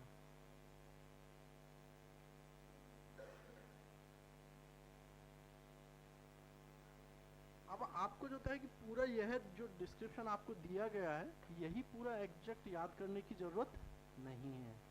आप क्या करेंगे, अपने मैप, इसी मैप में से इसी चार्ट में क्या करेंगे, जहाँ पे आप विशेषताएं लिख रहे हैं उसी को अपने आप चाहें याद रखने के लिए तो यहीं पे आप उसको लिख सकते हैं, क्योंकि अपनी लैंग्वेज में लिखी हुई बात हमेशा याद रहती है। तो आपको क्या करना है कि आपको मैप के लिए एक अलग से बुक बनानी है, नोटबुक अलग से प्रिपेयर करनी है, और इसी रूप में आगे आपको जो है ये चार्ट प्रिपेयर करना है। आगे हम आते हैं, तो पाकिस्तान में हमने दो स्थल देखे। जब आप आएंगे ना आगे, जब हड़प्पा काल हम लोग करेंगे आगे, तो जहाँ पे ये देवल है ना, तो यहाँ पे बहुत सारे स्थल आपको और मिलेंगे। यहीं पे जो होता है कि और भी बंदरगाहों की चर्चा हम आगे करेंगे, अल्लादीनो वगैरह, क्योंकि अभी कुछ नाम अजीब से आप लोग नहीं पढ़े हैं, इसलिए मैंने अभी उनकी चर्चा नहीं कर रहा हूँ। जैसे अभी आपको मैंने एग्जांपल दिया तराइन और पानीपत का युद्ध का, ऐसे यहाँ पे बंदरगाह के लिए भी आपको कंफ्यूजन वहाँ पे होगा, क्योंकि वहाँ पे हम हड़प्पा काल में, प्राचीन काल में और भी बंदरगाह यहाँ इस स्थल पे देखेंगे। हाँ, आपको मैं एक और बात बता दूं कि आप लोगों को कंफ्यूजन होगा कि सर बंदरगाह तो ऐसा नहीं था कि आज की तरह विकसित नहीं थे वो। आज की तरह ऐसा नहीं था कि आज की तरह इतने विकसित बंदर पोर्ट हो। तो बंदरगाह का मतलब था कि वो एक स्थिति ऐसी थी कि वहाँ पे जो है कि नावें आ जा सकती थी, वहाँ पे सामान उतार लिया जाता था, तो इसीलिए जो है कि उसको बंदरगाह का काम करती थी। इसलिए तो आसपास में भी ऐसा नहीं था कि एक ही बंदरगाह के आसपास भी बहुत सारे क्षेत्र ऐसे थे जहाँ पे अनुकूल विशेषताएं थी, जो तट ऐसा था वहाँ का कि वहाँ पे बंदरगाह बन सके, तो इसलिए आसपास में भी बहुत सारे बंदरगाह होते थे। हम अगला आते हैं, पाकिस्तान में हमने दो ही स्थल देखे। अब इसके बाद हम देखते हैं आपको पंजाब में। अब आप लिखेंगे, राज्य वाला जो कॉलम होगा उसमें आप लिखिए पंजाब,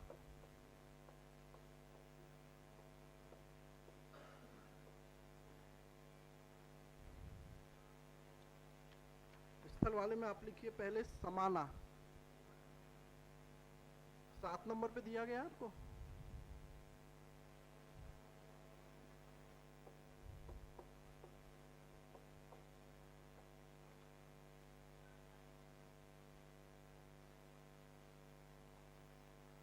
ये मेनली आपका भटिंडा जिले में ही आपका पड़ेगा।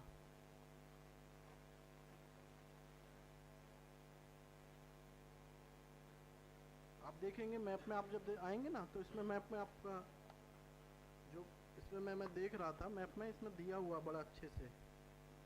जब आप लोग आज भी जाके देखना, आप लोग एटलस में जो होगा उसमें, इसी एटलस में मेरे को मिला और किसी एटलस में मिला नहीं था, तो मैं देख रहा था, तो इसमें बड़े अच्छे से उन्होंने लिखा हुआ है, यहाँ पे पूरा दिया हुआ है एक लाइन के रूप में, भटिंडा, सुनाम और समाना, ये तीनों जो सुरक्षा पंक्ति थी पंजाब में ही है, और इसमें बड़े अच्छे से दिया हुआ मैप में।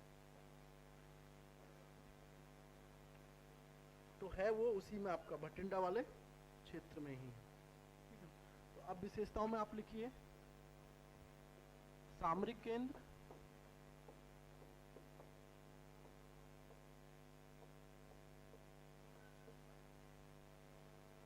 सामरिक केंद्र तो है ही है। दूसरा इसमें आपको जब आएंगे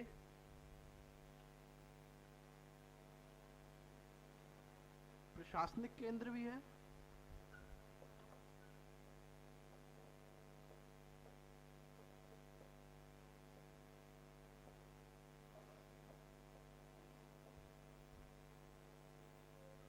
क्यों प्रशासनिक केंद्र मैंने बताया, जब आप इसके डिस्क्रिप्शन पे आइए जहाँ पे लिखा हुआ है समाना, यह स्थल वर्तमान में पंजाब राज्य में स्थित है। यह मध्यकाल में महत्वपूर्ण सीमावर्ती सामरिक केंद्र था। दिल्ली सल्तनत काल में सुल्तान बलबन ने मंगोलों से दिल्ली की सुरक्षा के लिए सुनाम तथा भटिंडा को साथ मिलाकर समाना में एक सुरक्षा पंक्ति बनाई थी, जो काफ़ी हद तक दिल्ली को सुरक्षा में कामयाब भी रही। तुगलक वंश के संस्थापक गाजी मलिक या गयासुद्दीन तुगलक सुल्तान बनने से पूर्व समाना का ही गवर्नर रहा था। तो गवर्नर का मतलब कि एक प्रांत भी था, तो प्रशासनिक केंद्र। ठीक है, इक्ता के रूप में, प्रांत का तो उस समय नहीं विकास हो पाया के रूप में, इक्ता था ना, इक्ता उसका प्रांतीय प्रशासन। तो आप प्रशासन पढ़ चुके हैं, तो सर ने बताया था कि प्रांतीय प्रशासन के विषय में कुछ चर्चा की थी। सर ने क्या बताया था? सर ने वो तो इक्ता के जो प्रशासक देखता था उसको बली या मुक्ति कहा जाता था, लेकिन जो है कि जिस हिसाब से साम्राज्य का विभाजन प्रांतों में आज देखने को मिलता है हमारे यहाँ पे, ठीक है ना, उस हिसाब से प्रांतीय प्रशासन का विकास दिल्ली सल्तनत में हम देखने को नहीं मिलते हैं। हालांकि जो होता है कि मोहम्मद बिन तुगलक के काल में जो होता है इब्न बतूता कुछ प्रांतों को बताता है 33 थे, लेकिन वो पूरी तरह प्रांत नहीं थे। अब आगे जब आप मुगल काल में आएंगे तो बड़ा पता चलेगा आपको कि सबसे पहले अकबर ही जो होता है कि प्रांतीय प्रशासन का मानक ढांचा विकसित करेगा। ठीक है, तो उस काल में जो सल्तनत काल में यह भी एक महत्वपूर्ण इक्ते के रूप में था। तो आपसे पूछा जा सकता है कि एक महत्वपूर्ण इक्ता, प्रशासनिक केंद्र के साथ साथ आप लिख सकते हैं ऑग्लिक करके इक्ता।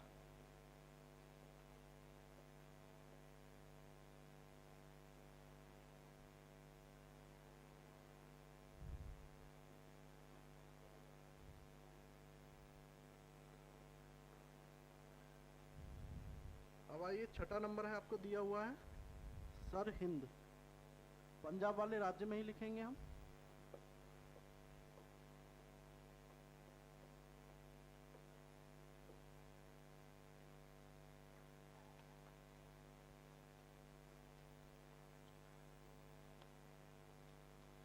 जिले में लिखेंगे हम फतेहगढ़ साहिब।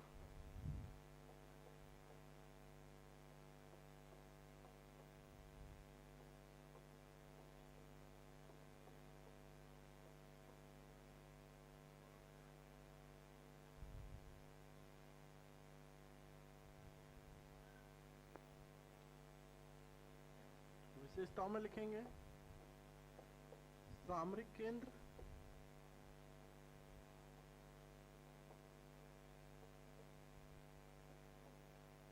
आगे लिखिए राजनीतिक एवं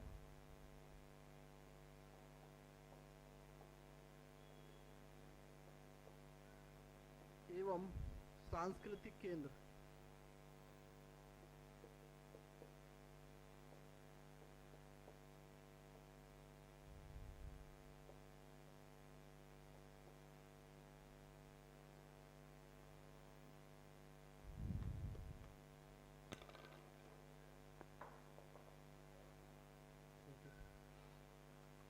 डिस्क्रिप्शन पे आप आइए।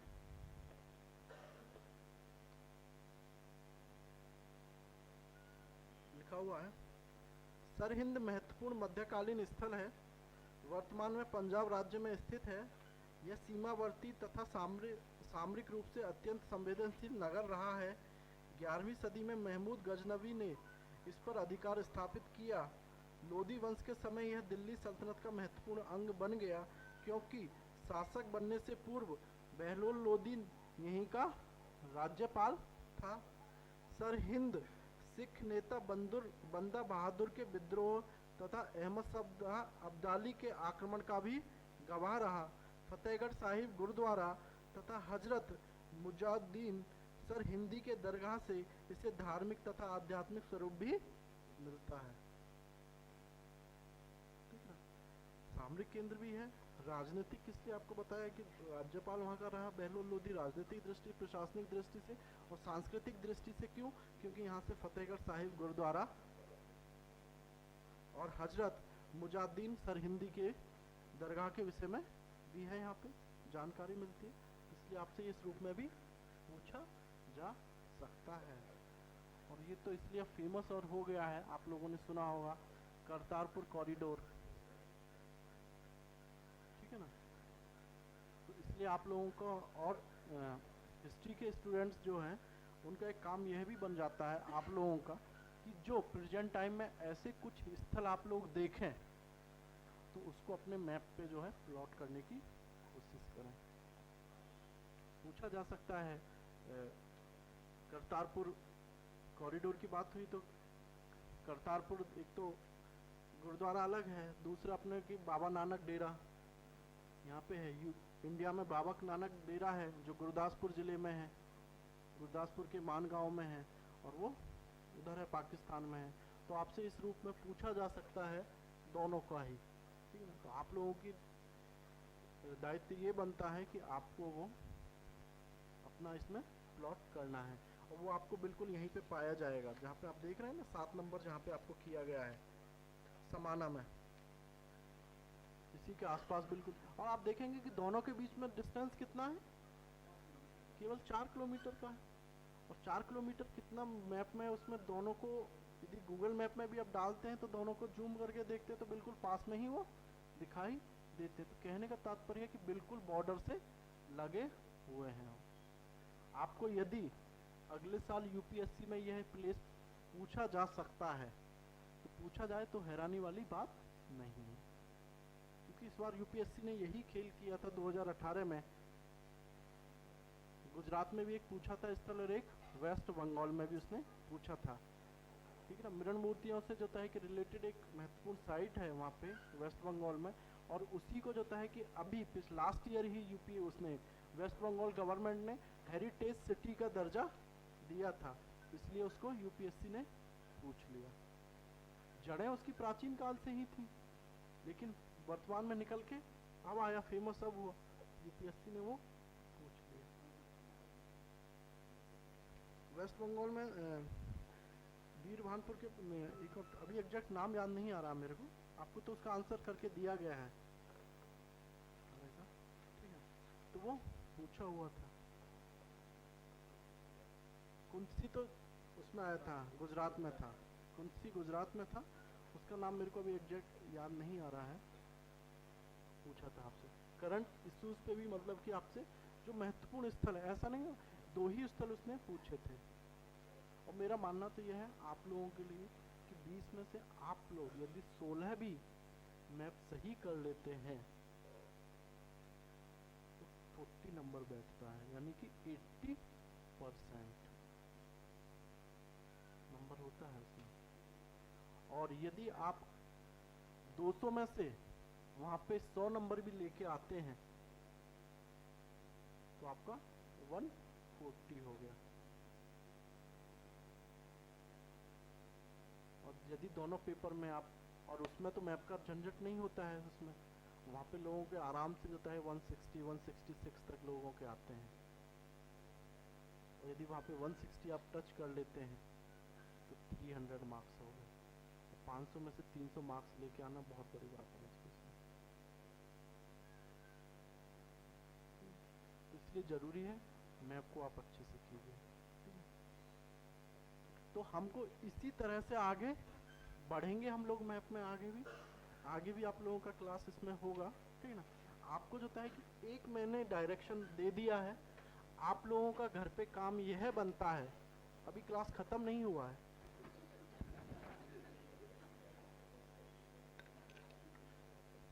देखिए मैप में मैं आपको बता दूं कि मैप में मेरे से ज़्यादा मेहनत करने की ज़रूरत आप लोगों को है। मैंने आपको एक डायरेक्शन बता दिया, इसी डायरेक्शन पे आपको मैप को तैयार करना है। मैप का बुकलेट आपको बहुत जल्द मिल जाएगा जिन लोगों को नहीं है। आप लोगों को काम क्या करना है कि जो आज ये मैप दिया गया है, इसमें जो 15 प्लेसेस दिए गए हैं, आपको इसी रूप में ये चार्ट को पूरा करना है, ठीक है ना। कल आप लोगों का टेस्ट है, कल आप लोगों का टेस्ट 9 बजे से है। आप सभी लोग आना, मैप का क्वेश्चंस नहीं रहेगा उसमें, ठीक है ना। ऐसा नहीं है कि मैंने आज ही पढ़ा है और कल ही मैं आपसे मैप पूछ लूँ, इतना भी आप लोगों के साथ ज्यादती मैं नहीं करूँगा। हाँ, आपको सल्तनत काल में सर ने जो भी जितना भी कराया है अभी तक, उसी से आपको आएगा। पॉलिटिकल हिस्ट्री आपको पढ़ाया है सर ने सल्तनत का, और एडमिनिस्ट्रेशन में जहाँ तक आपको पढ़ाया है एकता व्यवस्था, वहाँ तक का आपका क्वेश्चन होगा। 5 क्वेश्चंस होंगे, 5 में से आपको 4 करना होगा, और प्रत्येक क्वेश्चंस का मार्क्स 25 होगा, यानी कि 100 मार्क्स का आपका कल टेस्ट होगा। 9 से लेके आपको जो है कि 10 बजे तक आपका टेस्ट रहेगा, ठीक है। Okay, thank you.